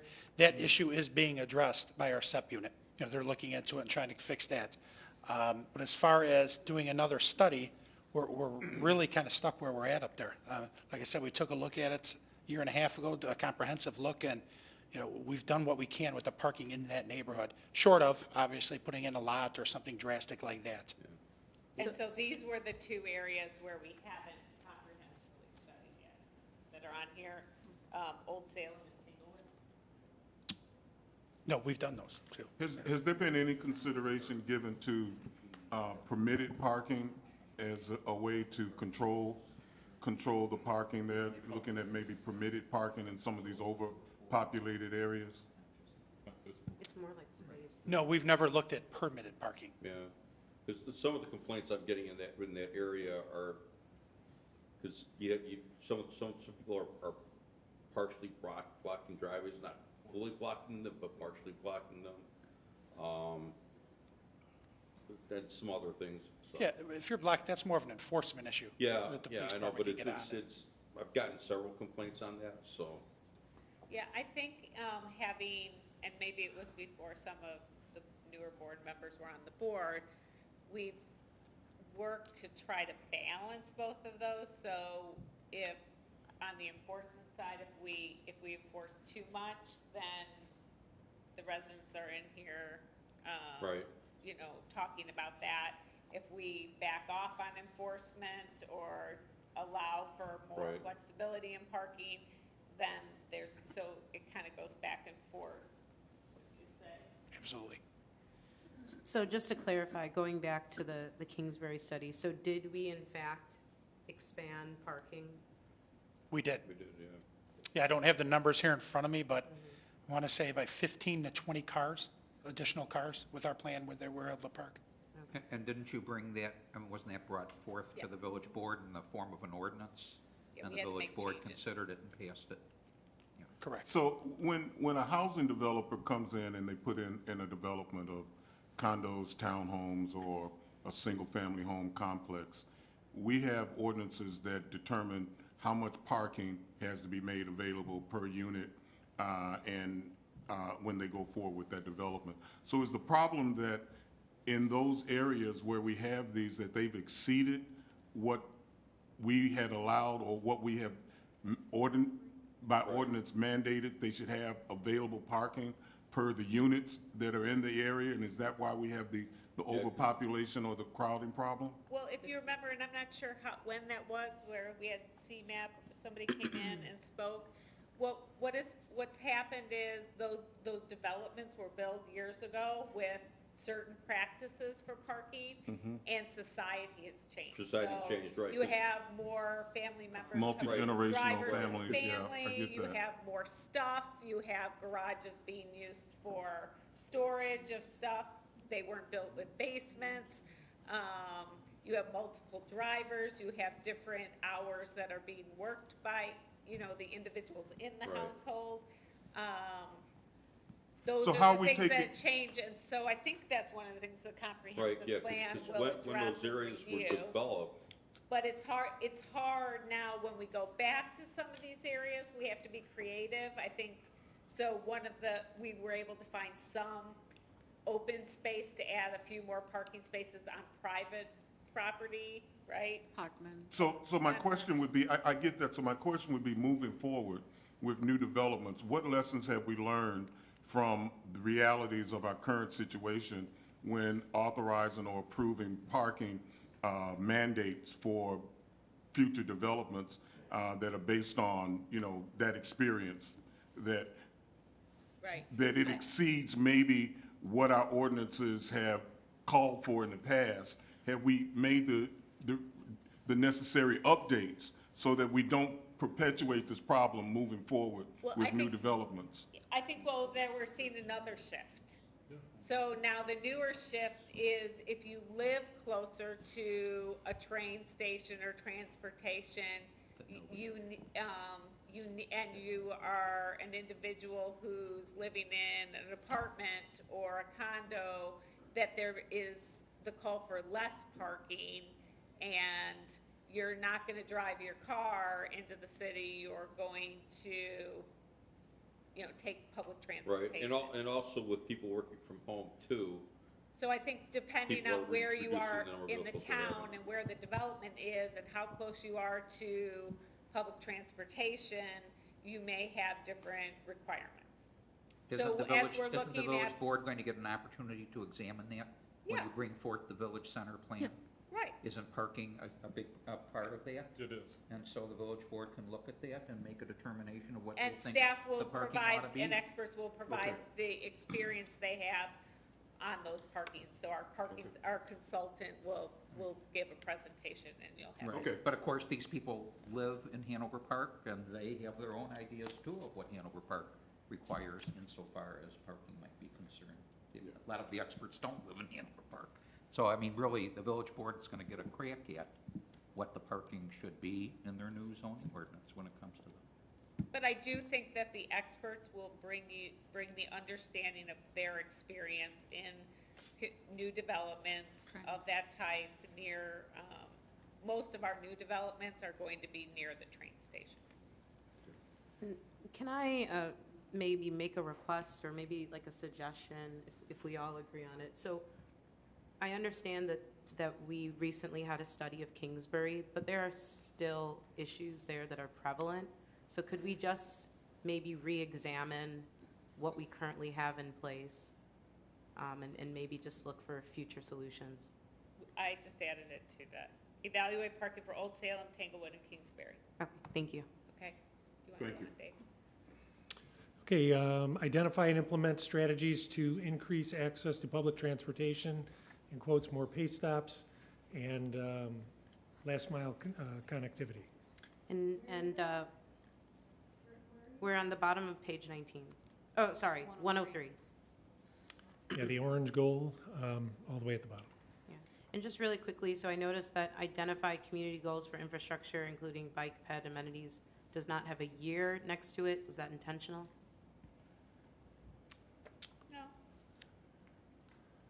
Yeah, we will have to put that, we will have to add that, that's a, 2024. Which one doesn't have a year? Yeah, we have a bike plan. Did we This get is more a grant for? This is more comprehensive. This will come off of the comprehensive plan, and so hopefully we'll get it done earlier, but if that's gonna take a year or more to do, we will need time for that to be developed. evaluate technology options to enhance efficiency and services. Oh, I'm so sorry. One more thing. Okay.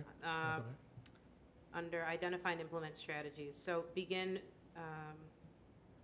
evaluation of multimodal transportation hub near metro station. So that, would that include like the charging stations that we've talked about before for like electric vehicles? I think that's somewhere else, Is that- isn't that? In a different goal, TJ? Maybe not. I thought I saw. Yeah, I think it would be there, and we are doing it right now, matter of fact. Which one are you questioning?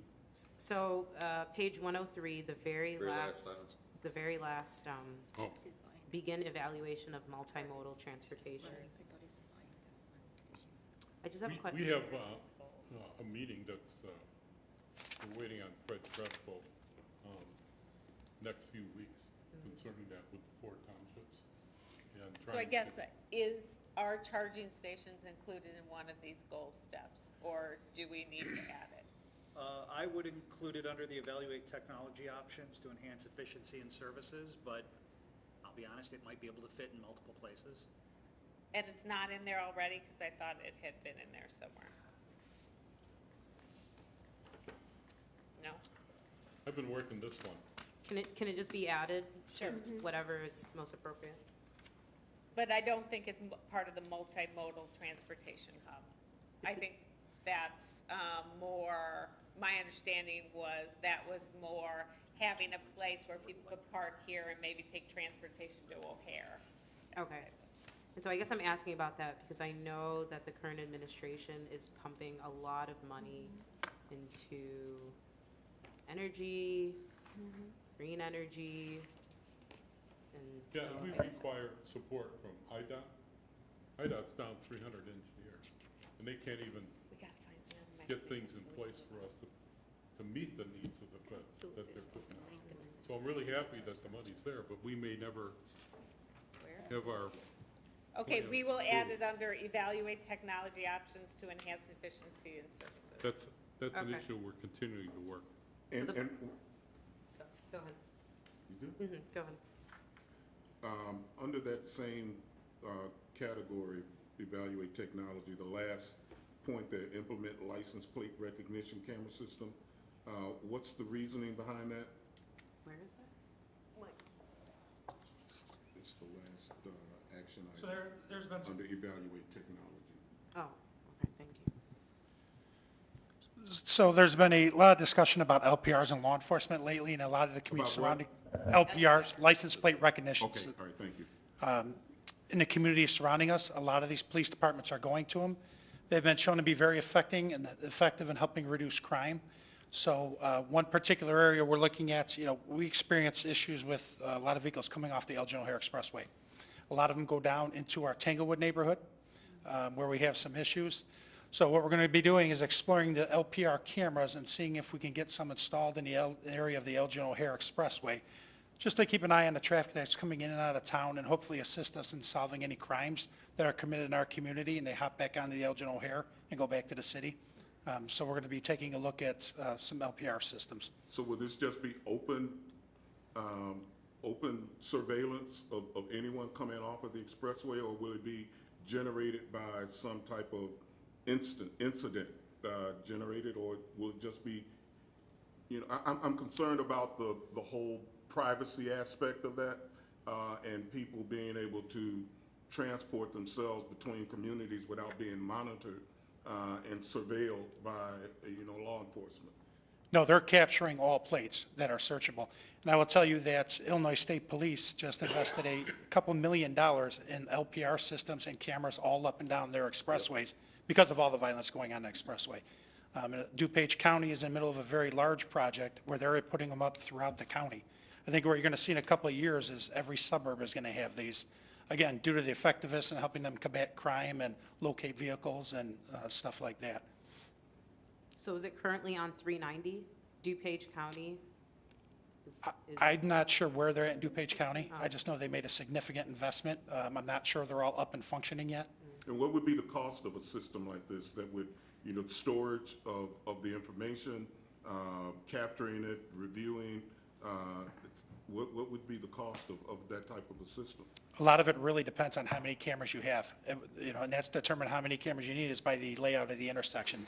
You know, your typical camera can only capture 2 lanes of traffic.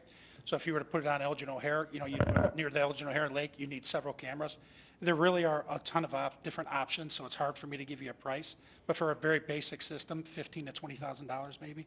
And what about the exit on Irving Park Road, which feeds into Hanover Park? Would we put a camera there as well? Yeah, well, there's some, you know, that would be the idea is we'd have to sit down and look at it. You know, we'd work out the pricing, identify what spots we think it would be effective to put them in. But you're right, we talked about Elgin O'Hare, we talked about Lake Street and the Irving and Elgin O'Hare. We talked about Lake Street and Elgin O'Hare. Anything coming off the EOE, whether it be down Irving or Lake Street, were really the 2 primary areas we were targeting, you know, that we're going to look at. So implementation of the system, you say about $15,000 or $20,000. Maintenance of the data and all of that, is that included in that, or is that an additional cost? You know, I don't have it in front of me. I don't recall. Okay, all right. But that would come to the board as a contract and a vote by the village. Okay, all right, I won't belabor that. We'll get to that later. You know, I'll just give you a quick example so you know, Trustee Porter. I just put out a text message about a missing subject to all of you about 3 or 4 weeks ago. We were able to actually track that subject through other communities' LPR cameras. We do have access to other systems, and we knew where that individual was traveling and where he was last at. So, you know, they're very effective and they're definitely a valuable tool, you know, just not for enforcement activity, but, you know, for searching for missing people and, you know, stuff like that, so. Yeah, I guess we're in George Orwell's 1984 after all. Okay. We have been for a while. That was required reading in high school. Okay, go ahead. I believe we left off at continue to facilitate I-390 expansion project. Bike path construction, reconstruction. Complete West Branch stabilization, Ann Fox to the village limits.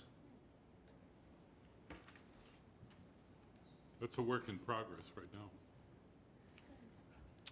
That moves us to the next goal, which is community image and identity. Going through those objectives, review and determine village-hosted community events. Can I go back to the, we were just talking on this implement license plate, maybe we can change it to evaluate implementation, so it's not so definite that we're gonna do that. Would that make you feel more comfortable? Absolutely, yes. Okay.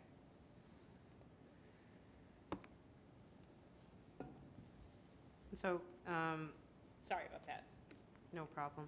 So is that first under the review and determine village-hosted community events? So is that first box saying that these special events will now come before the board? Yeah, any new event that we do that's going to be budgeted, we, I think by ordinance, we bring to the village board for approval. Is that different than what we're doing now?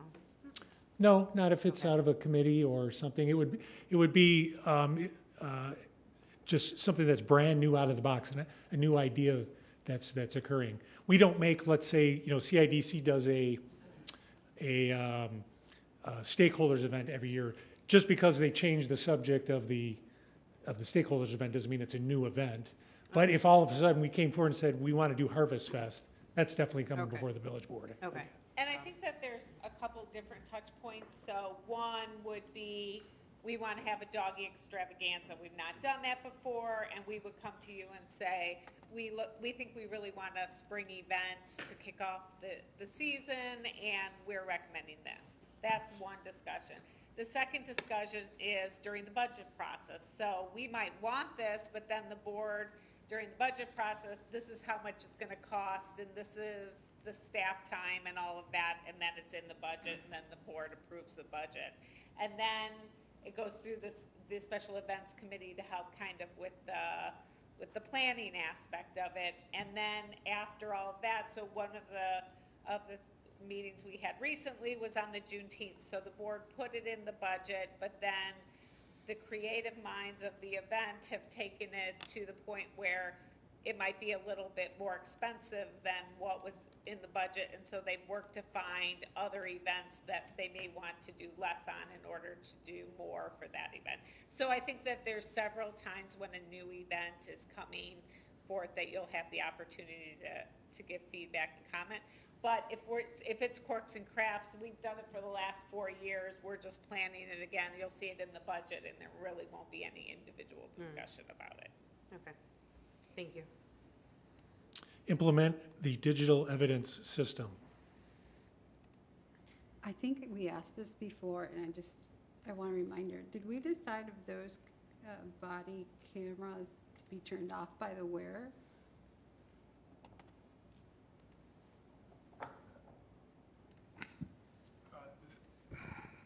I can hear you. Yeah, could the cameras be turned off? You're on. The answer is yes, they can be. Okay. So, And there's policies around when they can and can't. there's policies, there's state law, and there's other cameras that are hooked up to that camera that would be running, so they'd have to shut off multiple cameras. If you recall, when I explained Yes, about yes, body yes, cameras. I remember, yeah. Yeah, okay. so. Thank you, I remember. Anything else? I wasn't aware of that. Next one, implement a citizens police academy for residents and stakeholders. Outstanding. That's cool. Glad to see you come back.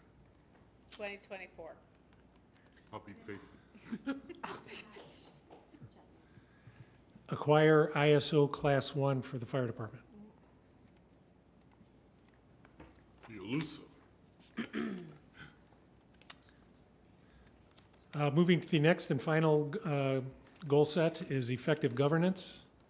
We have the first objective is develop a succession plan combined with diverse workforce planning initiatives and strategies.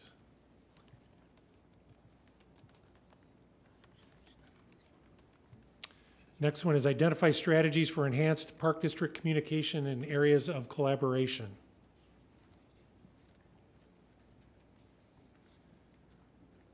Can we, I mean, if it's the will of the board, can we also discuss just funding for the Park District?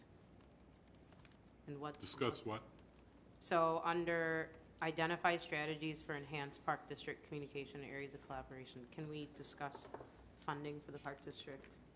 And what that would, I understand that it's its own entity, I was gonna say. but I understand that, but I also understand that, I guess I would want to understand what you mean by that, because it is a separate governmental body, it has its own taxing authority. We don't have any role in their funding or budgeting process. right, but when we talk about areas of collaboration, funding could be something that we could discuss, because it's been made very clear to me that our Park District is suffering, that they need a lot of help, that there's a lot of projects and things that they've wanted to do that they don't have the funding to do, so. I think we've I done would some just- of that. Yeah. I would With, just, We're doing really good. With the water, The rebate pool. that we gave them for the pool and some other things. I think Help that us. there's, Kind of I like think one-off. that where you see collaborate, could be joint events, through a special event. Which is what we're But it could also be that we want to provide collaboratively with a service to the village's residents, and we jointly want to go in, and funding would be one of them. But as far as funding of the park district, So, maybe that that's- is not really our That's purview. not what to I do. meant, and maybe I should have been more clear. Just having a discussion, a general discussion about Their board does. either funding streams or assisting them, because it's, to my understanding, they are in dire need.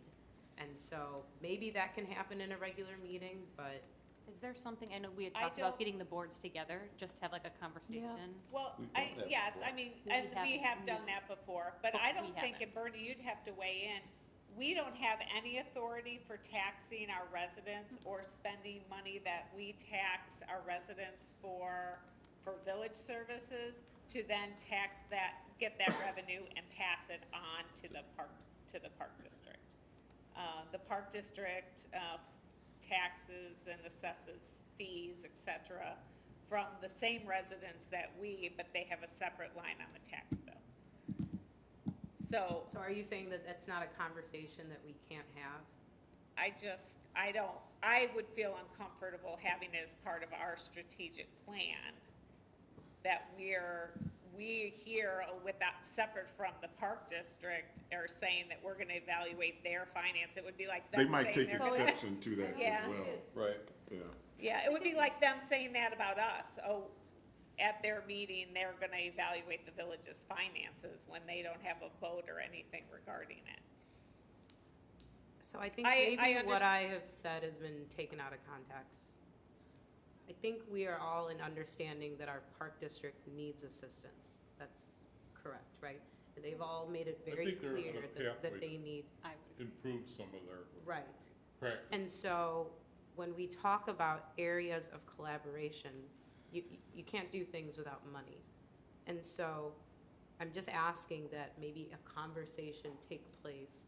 And that doesn't Right, necessarily well, need to, Right. that doesn't necessarily mean that the village is funding their activities, but just a Right. The only thing that conversation we that could- takes place with surrounding collaboration funding, would be- because we're very interconnected, right? Right. It's two separate entities, but the parks essentially serve as the identity of the community.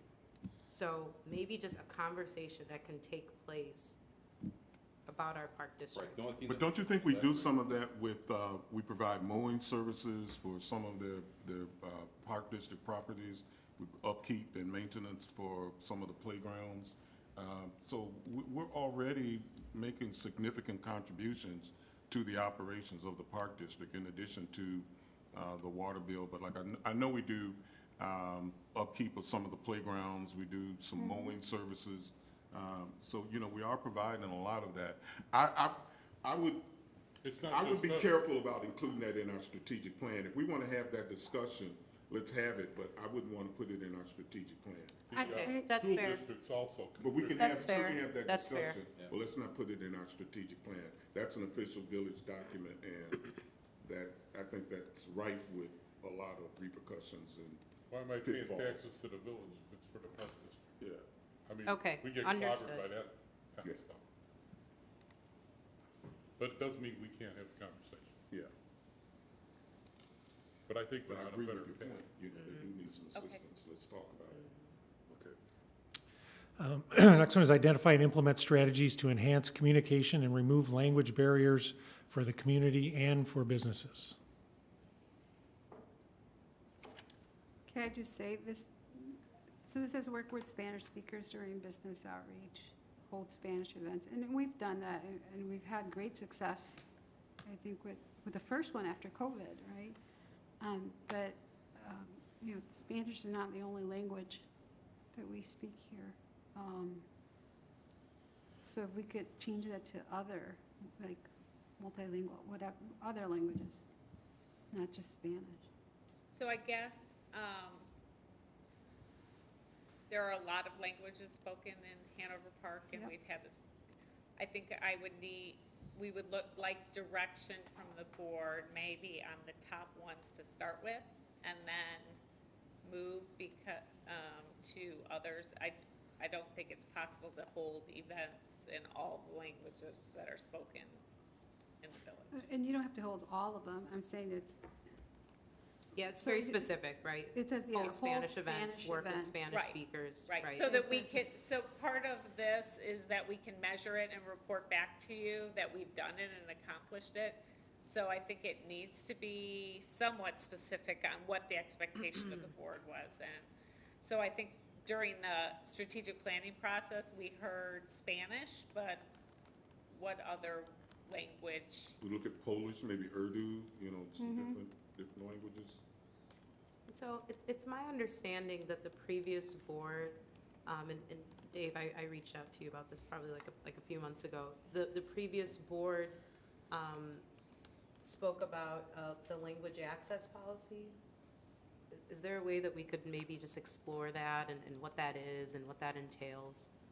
So it's not just focused on Spanish, it's maybe. I Oh, think that, we've it already is, implemented it isn't. That one is not. That- Right, Yeah. so we could just maybe just explore what that policy is, what it states. But we're already doing that. Yeah, though, we're right? already doing Yeah. that, yeah. Right, So- but I guess what I'm saying is that it's not listed here, That's- that we Because- only have Spanish listed here. So maybe we can Well, I think- revisit what that policy is, so that we're just not focusing on Spanish. Well, I think the focus is something different than what that policy is. Right, but So- like, what is the policy, I guess? So the policy, and we can provide that to you, and that policy is in place, and we are working, and it goes beyond Spanish. It has Right. different languages. Right. Juliana, These actions are, the first one, work with Spanish speakers during business outreach. So one of the steps that we've taken is the Next Level Northwest. In working with those businesses, we identified that we were having difficulty connecting with some of our businesses in conjunction with that program because there hadn't been a coach that was on that team that spoke Spanish. So we worked with that organization to identify and quote-unquote hire a Spanish-speaking coach so that hopefully the businesses in our community that are more comfortable speaking Spanish, and that they will get better coaching if they choose to go through the program. So the next one is hold Spanish events, whether it's art events or whether it's one of our movies in the park or concerts in the park or some of our events that they're held in Spanish. That's what that item is. If you want us to also then focus on another language specific for the strategic plan in the next 3 years, what language would that be? Well, I think that we would be able to make that determination after we see the policy and what we currently have. So just revisiting that policy, seeing what we have written in there, and then maybe we'd be able to just make Do you recall a better, what language? a better informed decision. Language? What languages? No. so I don't- just going to go back to my original point.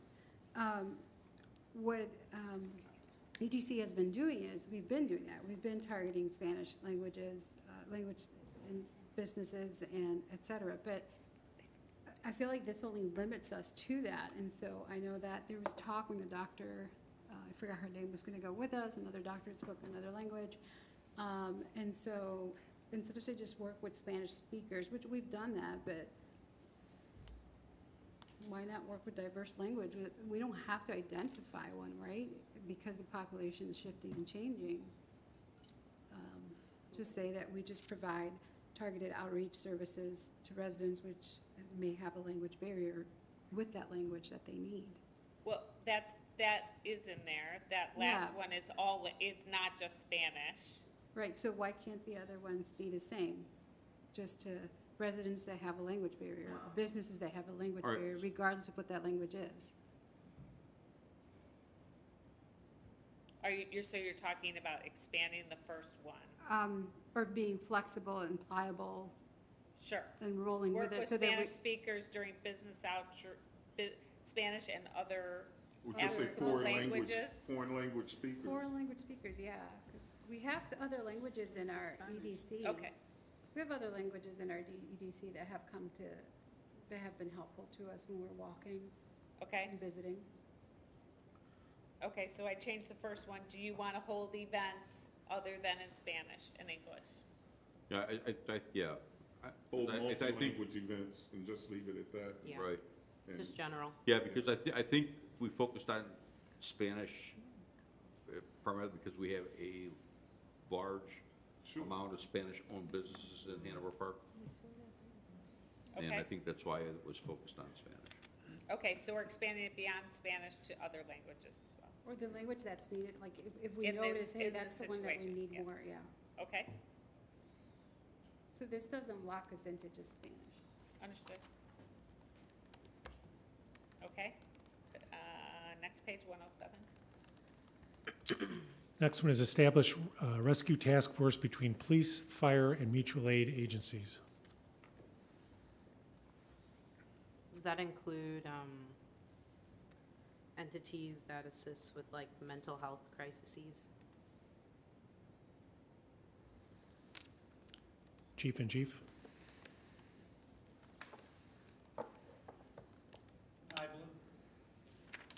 I believe this is a response team for active incidents. So if we were to have something occur in a school or a business in town that required us to go in and confront an active shooter or something like that, that the police and the fire are paired together and that we can work together to go in and resolve that situation. Okay. And So- if part of the resolution, though, addresses a mental health issue, then you would have resources that would affect. Sure, like any call we deal with, we have, we would do follow-up with our social worker if it was appropriate, absolutely.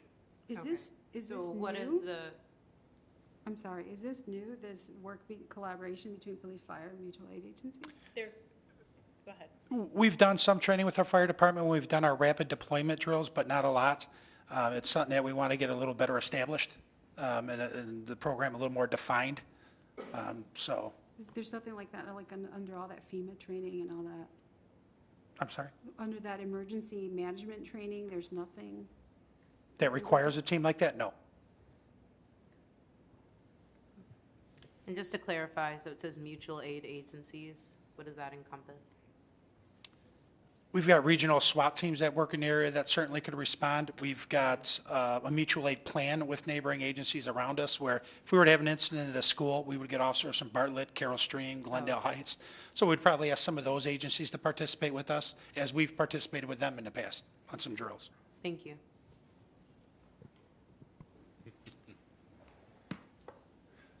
Update and institute the village's emergency operation plan.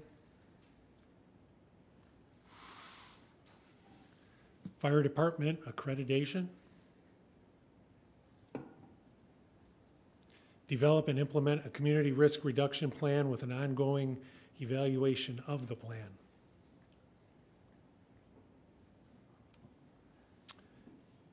And I think finally, enhance diversity, equity, and inclusion. Can we explore, and if it is the will of the board, can we explore hiring? Sorry, I don't know if that's me or. I think that was me, I Okay, apologize. all right, that's okay. I clicked the button That's early. okay. Can we explore hiring a DEI consultant to assist us with this objective?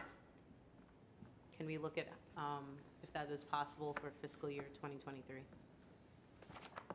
I don't think that we can do this on our own. Our HR manager stated that previously in our workshop prior to this meeting. I think it would be very beneficial if we are to approach this objective and be successful. So, I agree. I sit on the Schaumburg DEI committee. And so yesterday, we were just talking about that POLCO, P-O-L-C-O, is doing their survey, and then they're coming back and doing just a DEI survey. And then they're going to share what they found for Schaumburg Township, Hanover Park, with Hanover Park. be wonderful if the other townships did that too, because then we've got something, but they already started doing it at the township level, and that's a very big township. But it's Schaumburg Township, But right? that's just Schaumburg, it doesn't touch Hanover Township, Bloomingdale Township, Right, Wayne, so and they hired a consultant. they do, and the whole agency, they'll do a DEI survey. Now, we were smart enough, this board is smart enough to do that survey beforehand. They were impressed with it, with the survey we did. But it would mean then finding someone that works with within our HR department and evaluates. And I am 100% for that, strongly recommended. Thank you. I'm an advocate for a collaborative approach on that subject matter between communities or between the townships. And the townships and Harper College have been really active working that issue. And, you know, it's a work in progress. I think to dedicate a staff person to that, I don't know if that's in our community our size. I'd rather work on a collaborative approach where we have some commonality with our neighbors. So, It would be. still a work in progress with the DEI initiatives with Harper and with, Yeah, so it would be just one person that's assigned to review policies, and just to take inventory of how we're working. So today at the workshop, that question came about, you know, what reports did you see, right? What reports were given to our director of HR to make us feel that X, Y, and Z was happening? And so this would take care of that. It would be an inventory of that to give us, it would definitely help for that CIDC ordinance to have that.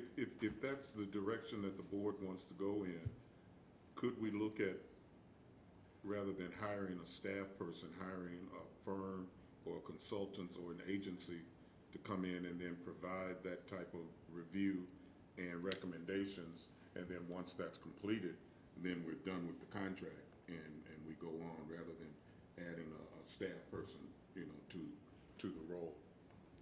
I think that's part of the conversation we've been having with the Mayor's Caucus and those initiatives. And they plan like 12 meetings to review all those.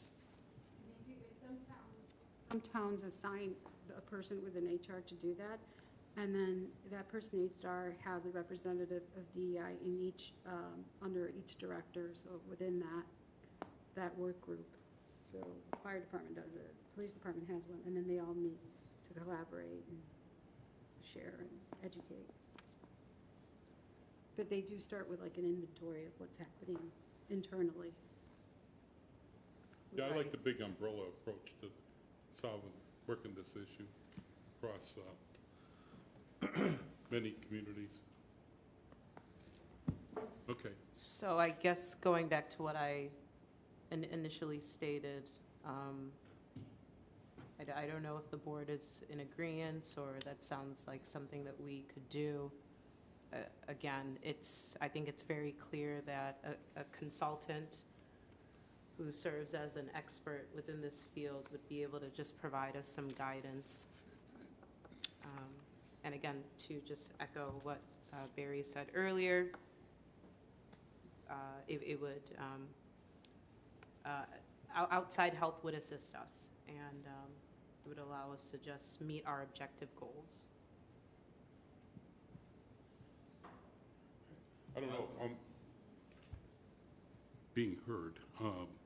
I'm looking at a collaborative approach, and within that group, if a consultant for a group that we can all work together with may be a better approach than just one community hiring at a consultant. Right, I think there's multiple opportunities here, and that's what that was our intent when we initiated with the Mayor's Caucus, the DEI component of the diversity forum.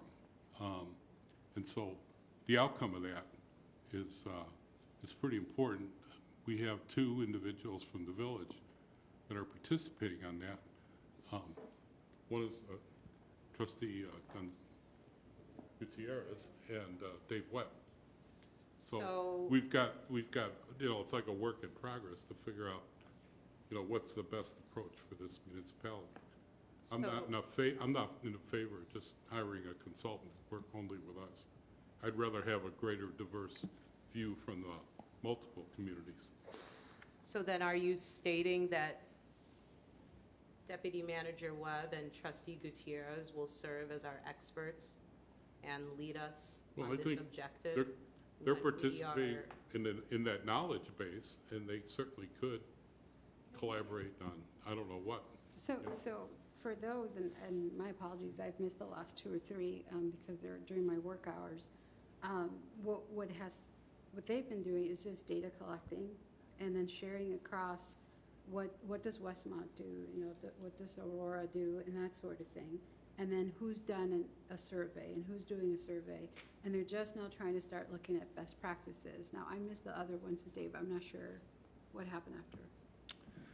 Yeah, every meeting is a new topic, so there's been, I don't know, as you've heard, I think the last one we did was on how they're handling their committees and who has what kind of committee and things like that. Policy has definitely been one along the way. So every meeting, and there's an agenda for each meeting, and they just do a round table of best practices, what is everyone else doing, to have a shared knowledge of what everyone's doing to try and learn from each other, I think would be about the best way to describe what we're doing on the committee. Right. And there's a lot of great information being passed along from the members of the committee. And some do use consultants, some don't, and some have had great, I think it's been shared each way that it's worked depending on the community. Okay. Some have had their departments go through DEI training and self-evaluate and decide, you know, what they're gonna do. And others have had the experts come in while they're doing their surveys of their towns.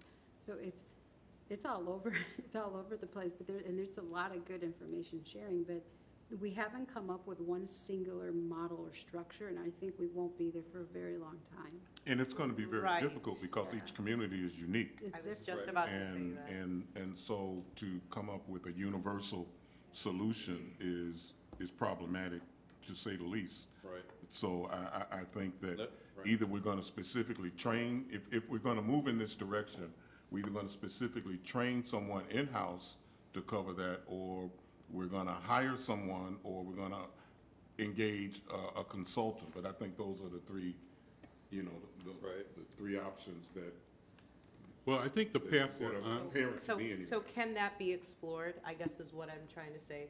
Can those options be explored? Because it's sounding like there's a lot of information sharing, best practices, but I'm not sure that necessarily would address what is written here. It looks like we have pretty specific goals written here. And so can we at least explore whether it would be staff? I'm not sure it would be staff, since we heard before that staff is well, I, doing everything that they can So I think with the- their current responsibilities. okay, so the pathway we're on, as I see it, is the knowledge base coming back to the village that can be integrated into each supervisor's responsibility. And that can be integrated with some training that we've been ongoing and doing, right down to newest hired employee. And so I like the idea of staff being a part of this broader issue with DEI and with the community college involved. And I think, is it just the one community college? I know Elgin's doing something too, but for Harper, we're involved with the Harper one with the Metropolitan Mayor's Caucus. And so there's some really good oversight, and they bring that learning back to the municipality, and so it becomes an integral part of how we do our business. So can we at least Right. then explore the possibility of having department heads trained in DEI best practices? We So we are that- doing that already. Yeah. So that we do that? We We have kinda took that on a couple years ago required now. annual training. That's currently in Correct. practice? Yes. That's an expectation we doled out some time ago. That was when we were saying that we wanted to do the strategic plan with the DEI lens, and I remember that. So But staff is receiving the annual training. Part of that training is identifying what staff should be looking for in the policies they're generating and the response they are to providing village services. And what are the What are the- measurables? We can have that, but then what are the measurables? How are we measuring the effectiveness or the ongoing progress of that type of program? And that's the thing, DEI isn't like it isn't a one dose a year, Right. it's ongoing. And so within each department, if there's somebody that's assigned to it, right?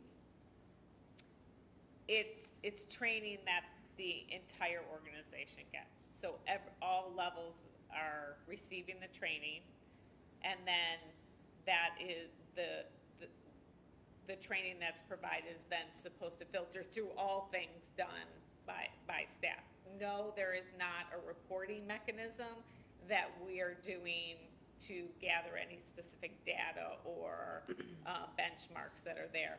I would say, based on the conversation I'm hearing, maybe it would be beneficial to go back and I can work with Dave and Trustee Gutierrez and the mayor to gather. So kind I of would a also summary. like to be a part of that conversation. Well, okay, well, to gather a summary of what they've heard so far. And bring that back to you and say, okay, here's the survey of what other communities are doing and the things that they're sharing and the topics so that we can better, or we can just do a strategic goal that says evaluate, consult, how other communities are approaching DEI with the possibility of maybe hiring a consultant or something. Again, I don't think tonight is to actually do the work or determine it.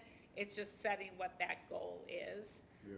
What I'm hearing is, though, hiring a consultant might not be the only approach that can be taken. And I guess we have to get to the point where we think a consultant's the best approach. Do you know Yeah. what I'm saying? Makes I don't know. sense. I have Thank you. not looked at that. No, it makes sense. So for that meeting that you like to hold, so that we're looking at OMA, I'm not saying a meeting, I'm just saying, I just like to go back and understand what you guys have Oh, been okay. working on and and I gathering. can, Trustee Binkle, I can send the whole board, I can CC, copy all of you on what the MMC has been sharing and all the documents we have, that we've been putting together. Is it a Google Drive? There's a drive that we have, There is. where we have all that stuff that the DEI committee has. I guess then, if Dave, do you have access to that same stuff? I do. I think I'd prefer having Dave send that to the board. Okay. Okay. Okay, very good. Good conversation, though. Any more questions? Not from me. So, Julianne, do you want to, so if we make these changes, then we can, Yeah, Proceed so I to would, the- based on the changes that we heard today, that we agreed that we would make change, I would seek that a motion from the board to approve the strategic plan so we can move to printing and binding the document for the next 3 years. Right. Do we have a motion? Well, we already motioned, I have we a just motion need to vote in on a it. second. I need a vote. We need a vote, okay. Can we, before we vote to approve it, can we see the amended plan? I mean, just to see what the changes and the language in the changes before, but I don't want to vote on it blindly. I know there are going to be changes, No, I but can read I would them. like to I see don't- the amendments to it. And it doesn't have to be a full-fledged thing like this, but I personally would like to just see the changes laid out so that we know exactly, because I don't want to vote for something now and then the change comes out, oh, no, that's not what I No, meant. can I read them, because there's not that many, to the board for the record? And Okay, see? where you starting? I'm starting on page 1, 100. at the very top. Page 100, so the very first one, we're changing police to public safety. On, By funding police So where it said by funding police pensions, it's supposed to say public safety Okay. pensions. On page 102, under the first objective, the first action item is going to be changed to continue review and expand EDC education events and working with the village. So PTAC? Is that the one that was PTAC will be added to the third action item, so it'll say WVDC, Axion, Chicago, comma, PTAC, Education Workforce Center. Okay, thank you. On page 103, under the third objective, develop and implement a comprehensive infrastructure plan, we're going to add Ann Kingsbury to Tanglewood and Old Salem for evaluation of parking. Okay. Further down in the blank where there hadn't been a year, we're adding 2024 to identify community goals for infrastructure, including bike, pedestrian amenities, etc. Again, it might be done sooner, but that is the end date. On page 104, we're adding under evaluate technology options and enhance efficiency in services, we're adding charging implementation, evaluation implementation of charging stations. Under the last bullet point under the first objective, we're changing it to evaluate implementation of license plate recognition camera system in the village. On page 106, under identify and implement strategies to enhance communication, remove language barriers, we're modifying Spanish in the first two to the appropriate language that applies. So not just Spanish. Oh, yeah, actually I do. Thank you. On page 107, under enhanced diversity, equity, inclusion, we're adding an action item that says evaluate approaches to best practices, including the potential of hiring a consultant to review DEI policies and conduct an inventory. Did I miss anything? I don't think so. I don't think so. Okay, Are we good? Thank you. Yeah. yeah, thank you. Okay, very good request. Christie, if you would call the roll, please. Trustee Gutierrez? Yes. Trustee Porter? Yes. Trustee Kemper? Yes. Trustee Bancole? Yes. Trustee Brigi? Yes. Trustee Husani? Yes. Thank you. Boy, I've been waiting a long time. Congratulations. That was awesome.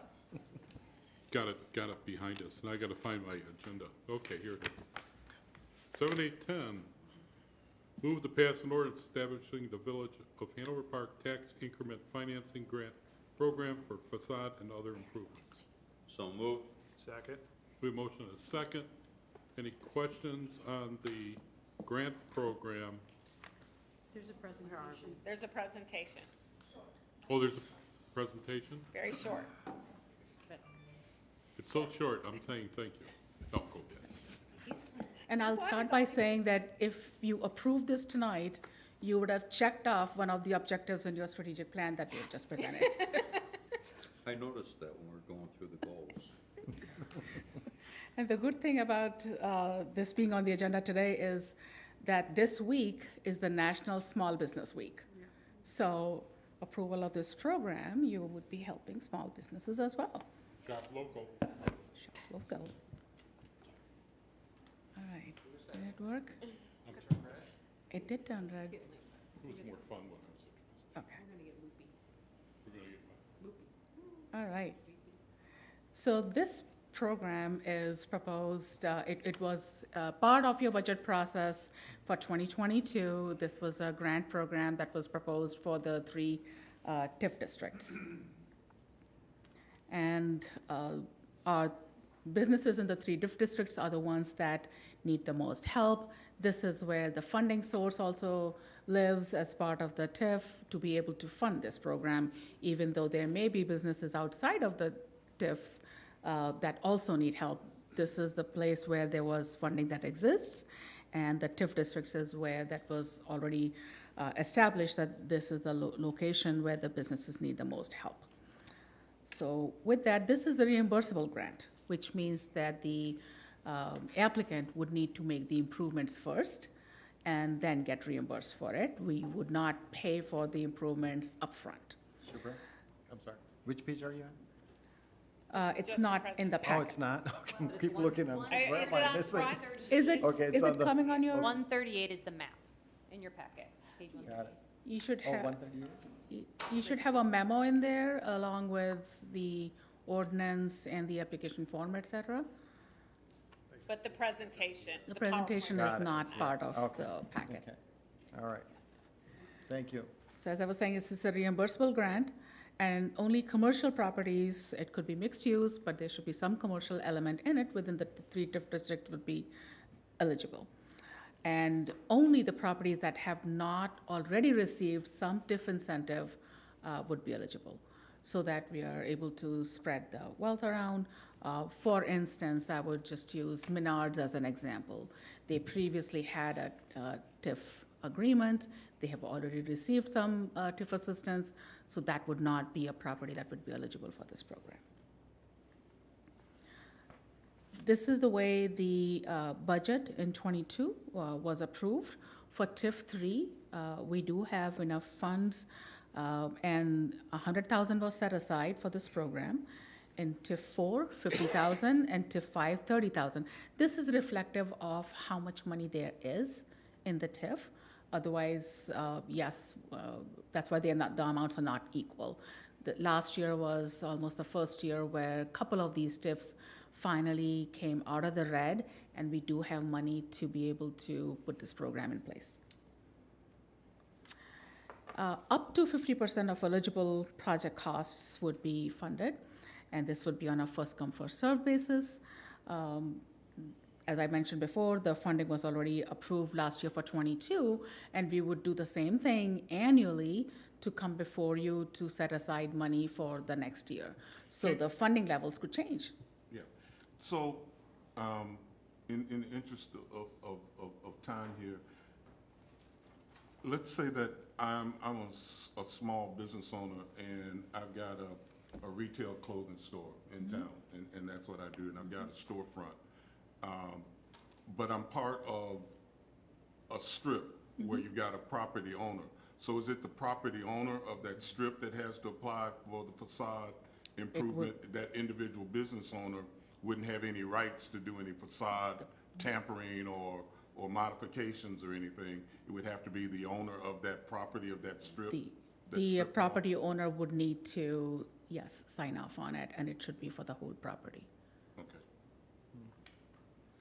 And back to where I was, that funding levels could fluctuate year to year depending on how much funding was used this year and how much may be available next year.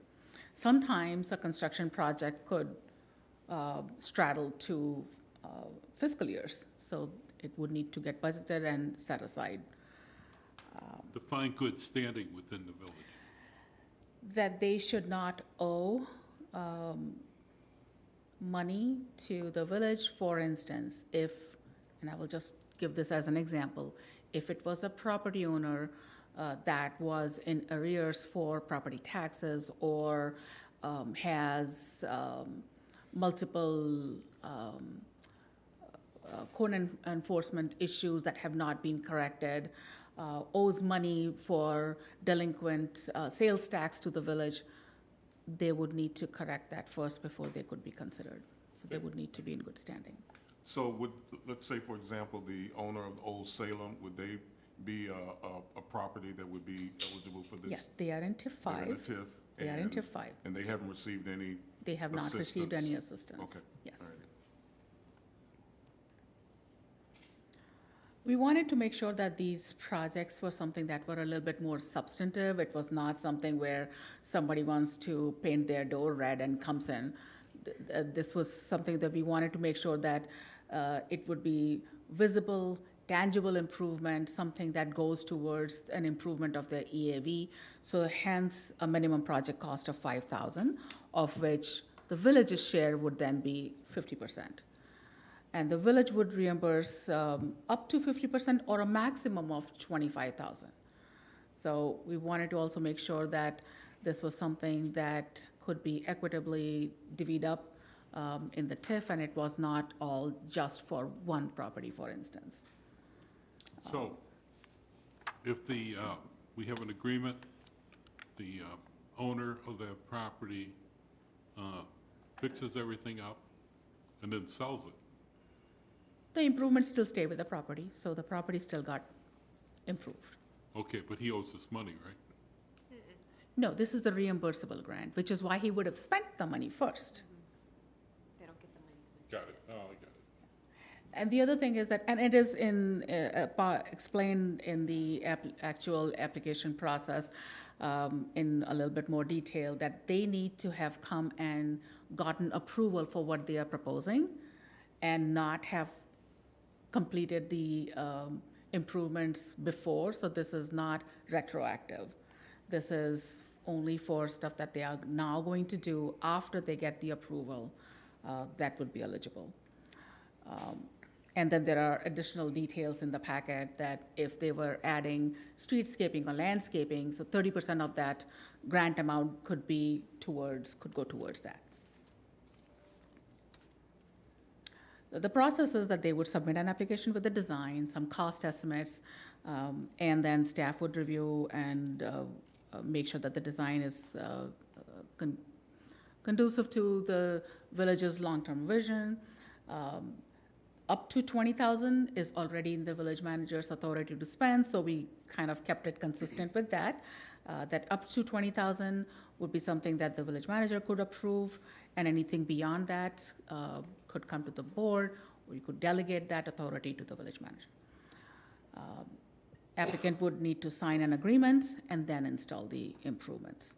And they would need to submit their receipts and other information that we would require so that we could then start processing the reimbursement. Then there's a list of eligible and ineligible improvements.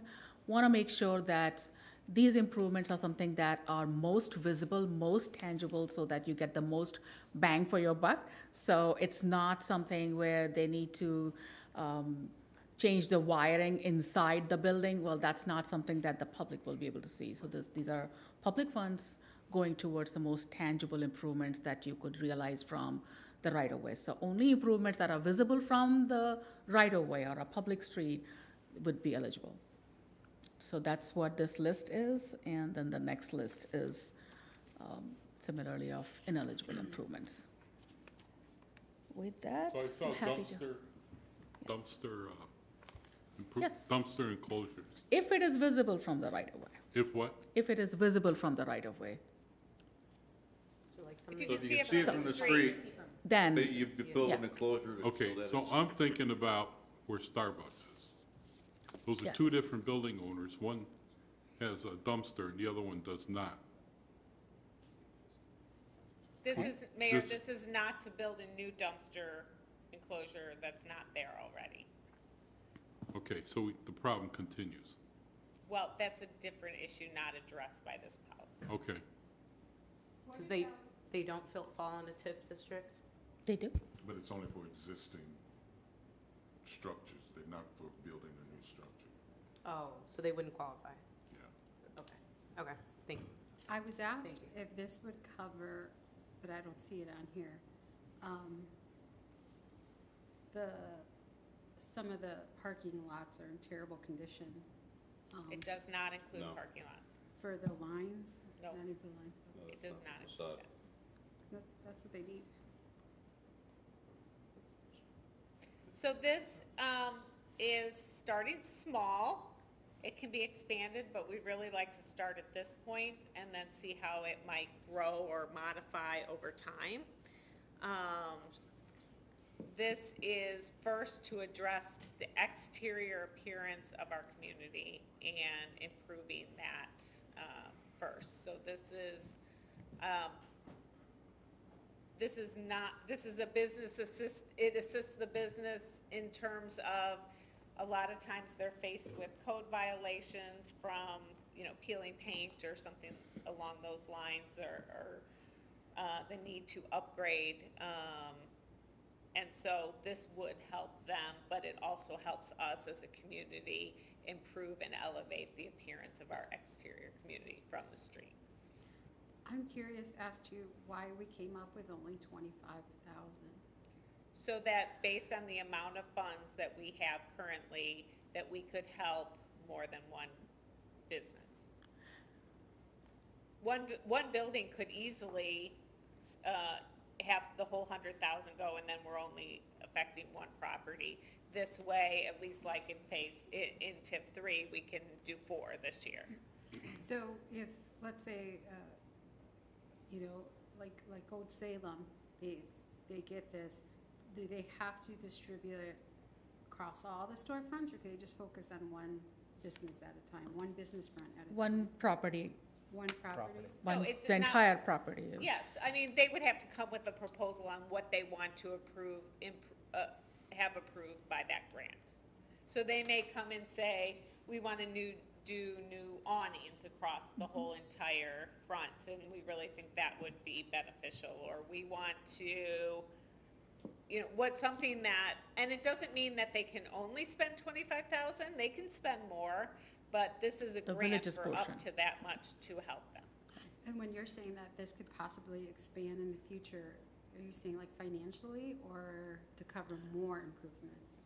Either. I think that we would like to see it be in place for a couple years to see what the interest is and how it's going, and to work out any bugs or that we might have in it, and then we can evaluate in a couple years how it's going and whether there's more interest than we had anticipated, or we're getting a lot of requests for something that hadn't been included. We got to start somewhere. There I are guess. some communities, for instance, that go beyond facade and they do interior rehabs too. Now, our TIFs 4 and 5, for instance, don't have that kind of money. So this is where the most tangible improvements would be visible from the exterior. Do we anticipate that there'll be businesses outside of the TIFs that might be in need or wanting to participate in a program of this nature? And we're only limited it to the TIFs, but could there be viable businesses outside of the TIFs that would want to participate? Surely in there this are program? businesses outside of the TIF districts that are definitely in need. However, this is where the funding source is. So the TIF districts have the funding source. And if this program catches on, if it's something that the board would like to expand in other areas, then we would need to look at how that's going to get funded outside of the TIF. So how do they know the funds are available? Yeah, how do Because they become aware? You budgeted Annually. revenue through the TIF districts in this year's budget. So how would they know How that do the business know to apply for this? in the Well, area? once you approve We're gonna this, ask then we them. will advertise it. Yeah. Oh, advertise it, okay, Yes. that's what I'm getting. Starting tomorrow, we'll send something out to all the eligible businesses within the TIF districts to let them know. And And we want to catch it as it's, the beginning of the construction season, so that they could potentially get it done this year, or get in the pipeline this year. Okay, so how I understand it's like 10,000, then we're contributing 5,000 to that because we're going 50%. But if Correct. it's 100,000, then max we'll contribute is 25,000. correct. And That's how this that's is great. proposed, yeah. That's a huge help, all right. Okay. Will this Your question was application, perfect for me, 'cause I typically get the cart ahead of the horse. will the application be also available online? Absolutely. Also, thank you for spelling facade correctly. Little C with the Kumsi Kumsa. It comes up in there. Yeah. Yeah. Christie, call the vote? Trustee Porter? Yes. Trustee Kemper? Yes. Trustee Bancole? Yes. Trustee Preti? Yes. Trustee Husani? Yes, Trustee Gutierrez? Yes. Thank you so much. Appreciate it. I So would look excited to your about help this. in getting the word out as well, but we will, Yes. I will send something out to. I already started. You're up. Okay, thank you. Appreciate it. Thank you. Thank you. 7A11, Next presentation. Ooh, Authorize. another presentation?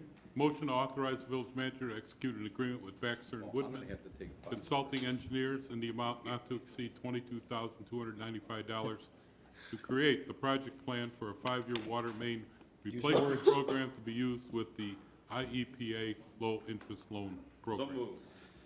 Second. We have a motion and a second. We have a presentation. Yes, sir, good evening. Good evening. It's been a long night. So what I have tonight is a presentation for actually something that's relatively small, but I want to talk about the larger presentation because it has implications that'll carry on for a period of time, and I want to make sure that there's a good understanding of that. So tonight I have with me is John Stell, the village engineer, and Elisa Bonkoski. She's with Baxter and Woodman Consulting Engineers.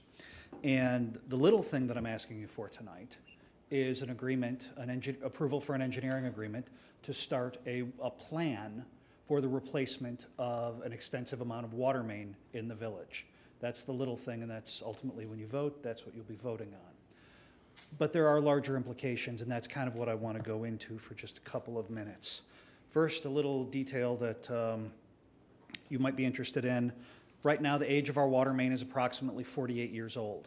That's 48 years old with an expected life expectancy of about 50 years.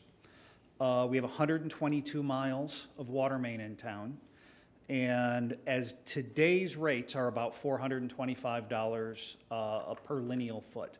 That's up almost $100 from just 3 years ago. And right now, we're averaging about 60 water main breaks a year. It's been as high as approaching 100 in the past, but right now we're at about 60. And all water main will eventually fail. So what we're proposing is that the village begin a process for an IEPA loan. Now you'll see that that was, if you were following with the strategic plan earlier, that's one of the strategic plan items. This is a very long process. We're starting it early to make sure that we can get this done. The IEPA loan, and you're going to see this a couple of times in the presentation, is about the cheapest form of money that the village can get to repair and replace water infrastructure. Historically, and is true today as well, whatever the municipal bonding rate is, the IEPA rate is going to be about half of that. As of today, the rate is 1.1%, and that will change here soon. So, well, I'm getting there.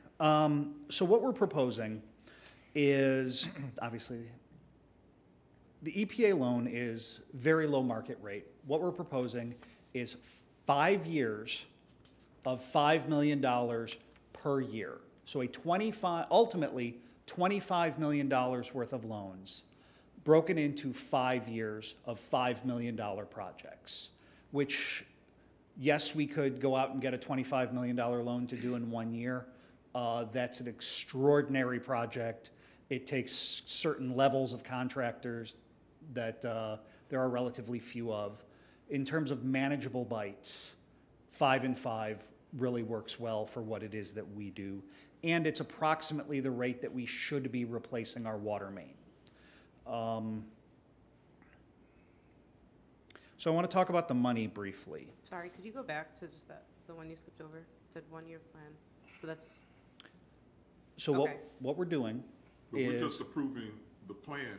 You're approving the plan. To approve the plan, not this total project. Correct. Okay. And you're not even including or approving the plan, you're approving create. Baxter to go and Create the plan. Okay. And it's 5 individual loans, each of which would come back to the village board for approval. Okay. So even to jump ahead, once we've created the plan, it's an extraordinarily long process. It can easily be 18 months from when we start creating the plan to when we bring back to you a loan agreement. As of right now, the earliest we would be working on water main out of this program that we're discussing tonight is 2024. Now, one of the reasons why I'm bringing this is both because it takes a very, very long time, and the other reason is that it appears, although I cannot promise and nobody can promise at this point, that some of what we borrow may be forgivable in the future. That has happened historically. There's a lot of money coming down for water infrastructure and sewer infrastructure and things like that. It appears very, very likely that there will be a forgivable component of it. But that's where the asterisk comes in and says there's nothing yet saying that that's going to be the case. But because the timeframes are so long, because we believe there's a reasonable chance, no matter what, we have to replace the water main. But right now, there's a reasonable chance that some of it will be forgivable. So we believe it is in the village's best interest to get started on this extraordinarily long process to make sure that we are in the hopper when the time comes. But that's not why we're doing it. We have to do this because we have to replace water main, and we're not gonna be able to increase that, infrastructure maintenance fee on the water bill enough to cover the needs of the community. We've been talking about this for a couple years. But you're gonna come back to us with a bonding, if we need to go out with bond, for us to approve a bond or Well, some that's type of what this finance. is. It's not the traditional bond, it's the IEPA loan. IEPA, yes. It's- But we're not voting on the IEPA loan tonight. No. We're just voting on creating a project plan.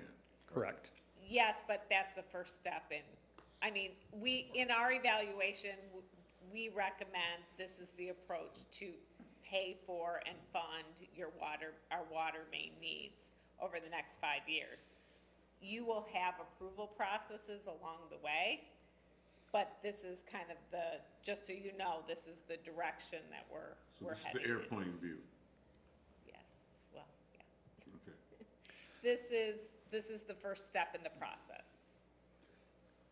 And ultimately, just to go into some of the funding very briefly, as of right now, again, we have to use numbers that we have in front of us today. As of right now, the annual debt service at its peak for the village under the IEPA loan would be approximately 1.5 million. Under the IEPA loan, under a traditional bonding instrument, it would be about almost 1.7 million. And while on an annual basis, it's significant. In terms of the total cost of the interest paid on an IEPA loan would be about a little over 4.1 million total interest paid over the life of the debt. In terms of So bonding. sorry, over 20 years, Right, over the life of, it's actually be 25 years. 'Cause 25 years, sorry. in this case, there would be a ramp up and a ramp down, Okay. as opposed to just a traditional one and done 20-year. Okay. But if we did do the one and done 20-year, that total interest would be about 8.6 million. So you see there's a pretty significant difference there. So it's definitely, IEPA loans are the way to go. In this case, because it's very targeted. We believe that this is a good opportunity. We must start replacing our water infrastructure in a meaningful way. And particularly with the village board coming to us and saying, we want you to emphasize roadways. We would be remiss in repairing roads that we then have to come in and cut up for water main breaks. Because right now I am replacing all of the water main in town about 12 inches at a time. It can't be like that. Right. That's all that I have. The actual action item tonight is for a contract with Baxter and Woodman to begin the plan, of which you'll see that come back to you probably in the next 6 months. Did I say that right? 6 months, you'll see the program plan come in. And we have a representative from Baxter and Woodman here this evening. So I always ask this, but I'm going to continue to ask. Grants for this? To Grants offset is- some of the cost? Grants historically are very challenging in water and sewer. However, there's an asterisk coming. And the reason is because it's something that you can bill. We have control over that. We can bill for it. We have water rates. So historically, grants have been virtually non-existent for water and sewer infrastructure. Now, for other things, let's say bike paths. There are often grants available for bike paths or things you can apply for, STP funds or Tiger grants or other things like that, because it's not something you bill for whenever a bike rider gets onto the bike path. But because we have something that's tied directly to a consumable, historically, in fact, up until often, it's been almost universally, that has not been the case. Now, with this, what we believe is coming, I'm not going to say have assurances is coming, but what we believe is coming is that there will be some portion of this that is forgivable. Now, that is not without historic precedent. In 2008, with the housing market crash, there was money that came through that I forget the names of those grants that came through, or those programs. There were forgivable IEPA loans for this sort of infrastructure at that time. We suspect that this will mirror that or closely resemble what happened back in 2009, 2010. But to answer your question, we're gonna continue to try to find, grant opportunities, funding opportunities out there and apply for those. So it looks like you laid out a roadmap for how we're gonna go about doing this project. What exactly are we getting from Baxter in creating the project plan? Because you've told us how much it's gonna cost. You've told us 5 loans over a 5-year period of time, $5 million apiece, $25 million investment over 5 years, the debt service, the principal, $29,000, $120,000, and you've given us all of that. So what are we getting in the project plan that we're spending the $22,000? The project plan is a deliverable that we are required to have to turn into the EPA for admission into the loan program. It's, from a certain perspective, it's our grant application. It says we've thought about this, we've done our due diligence, we can successfully achieve what we're trying to do, because one of the worst things you can do with like government loans or government grants and things like that is not use them. We need to come in and be credible that we have a plan in place that we are prepared to execute to be successful with their money. But TJ, why don't you have Baxter speak to what Sure. they do? This is for their Elisa contract? Bonkoski. So the deliverable is a report, and it's a report that tells IEPA specifics about the applicant, the village, and the locations of the water main in your case, you know, which years the water main is going to be constructed, how much it's going to cost, how much are you requesting, the amount of the loan that you're requesting from IEPA, and how you intend to fund the loan repayments. But with all due respect, it seems that they've already outlined that with our current staff, so why do we need, and like I said, with all due respect, why do we need Baxter to do that when we could possibly manage that ourselves? Can you manage that yourself? Well, I Okay. think that it's more than just 5 slides. Can you explain what when you say you do an evaluation of our water main system, correct? And identify specific water mains in each year? Well, I believe the village has an idea already of what mains you want to do. So we would be compiling a lot of that information and then doing the calculations of what the debt repayments would be, what rate increases might be needed, and providing a recommendation to you. So your expertise goes beyond what we have available on staff? Because that's your specialty? I do specialize in this, yes. So if we were to go for a bond, a traditional bond, like we did 2 years ago, 3 years ago, we would have to hire bond counsel and, bond expert to do the calculations, to do the reporting, to do a submittal application for that bond. Baxter would be doing that for the IEP loan, just as we had hired and paid for through the bond refinancing for a couple of years ago for that expertise on the financial side. And if I may. And in addition, we have a lot of work this next year, and the board, as part of the budget process, had a consulting line item rather than hiring, say, another engineer as an employee. So they are looking, the engineering department is looking to determine which of those, that work product that is on the plate can be sent to consultants to perform for us. I don't know that necessarily John can't do it, but this is just one of the items Oh, that John Baxter can would do it, yes. John can probably do it, but we But- want to have a successful outcome. And Baxter Woodman John has has other things he experience needs to be doing, of having successful. which are later on this agenda. I worked a lot with Baxter Woodman. They're very professional at what they do. I deal with you guys every day. And I do co-inspections with Baxter Woodman quite a bit. So they're very knowledgeable. I'm glad that it's Baxter Woodman that is going to be doing this for us, so. Okay. I've done this before on a actually it was a wastewater project, so it's a slightly different loan, but same process. I just need to hear, from my uninformed ear, I just needed to hear the justification for it. Yeah, this is one of the most onerous application processes in Illinois government. Okay. So, Good to know. so TJ, is this a one-year cost, or is this a cost that will be every 5 years? I mean, every year for the next 5 years? Is the There will plan only a be one project plan. One project plan that covers all 5 years? Right, correct. Okay, thank you. Okay, That's good to know. yeah, All right. Thank you. thank you. Thank you. Any questions? Hearing none. Christie, call the roll. Trustee Kemper? Yes. Trustee Bancole? Yes. Trustee Perigi? Yes. Trustee Husani? Yes. Trustee Gutierrez? And Trustee Porter? Yes, Thank you. Thank you. I have a lot of confidence in Baxter Woodman. You've been around a long time, and definitely successful outcomes. 7A12, move to pass an ordinance authorizing the Fourth Amendment to the FY 2022 budget in the Village of Hanover Park. 2/3 vote of the corporate authorities is required. So moved. Second. Motion is second. Discussion? Hearing none. Christie, call the roll.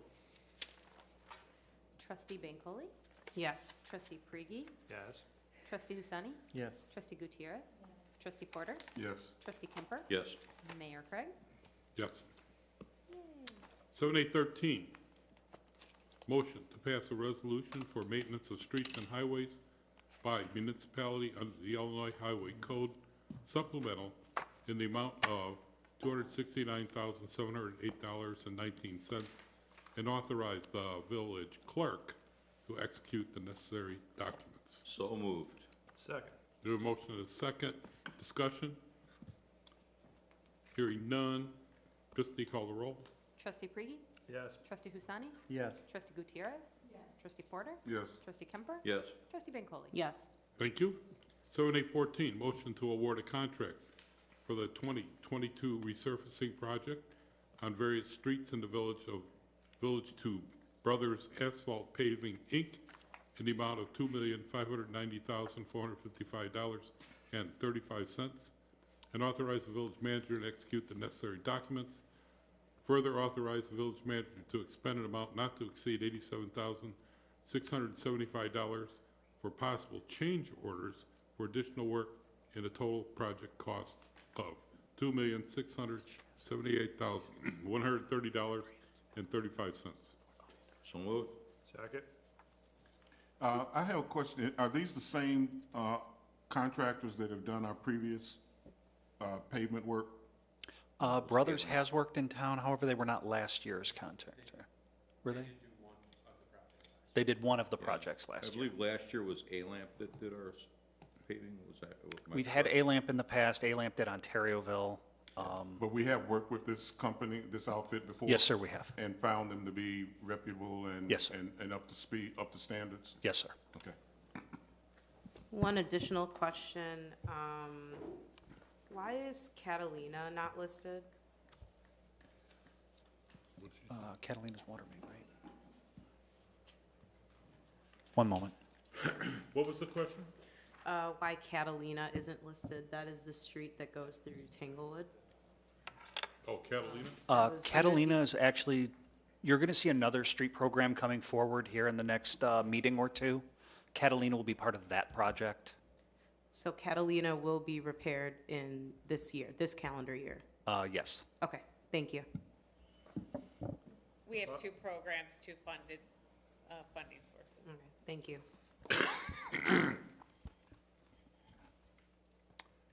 Christie, call the roll. Trustee Husani? Yes. Trustee Gutierrez? Trustee Porter? Yes. Trustee Kemper? Yes. Trustee Bancole? Yes. Trustee Prigi? Yes. Thank you. Okay. That was 7A14. Yep. 7A15, move to approve warrant 505-2022 in the amount of $805,740.38. So moved. Second. We have a motion and a second. Discussion? Hearing none. Christie, call the roll. Trustee Gutierrez? Yes. Trustee Porter? Yes. Trustee Kemper? Yes. Trustee Bancole? Yes. Trustee Prigi? Yes. And Trustee Hussein? Yes. Thank you. 7A16, move to approve warrant paid in advance 4/13/2022 through 4/29/2022 in the amount of $1,050,595.65. So moved. Second. Questions? Hearing none. Christie, call the roll. Trustee Porter? Yes. Trustee Kemper? Yes. Trustee Bancole? Yes. Trustee Prigi? Yes. Trustee Hussein? Yes. Trustee Gutierrez? Thank you. Village Manager's report. I'm sorry. No report, Mayor. Thank you. Village Clerk's report. No report.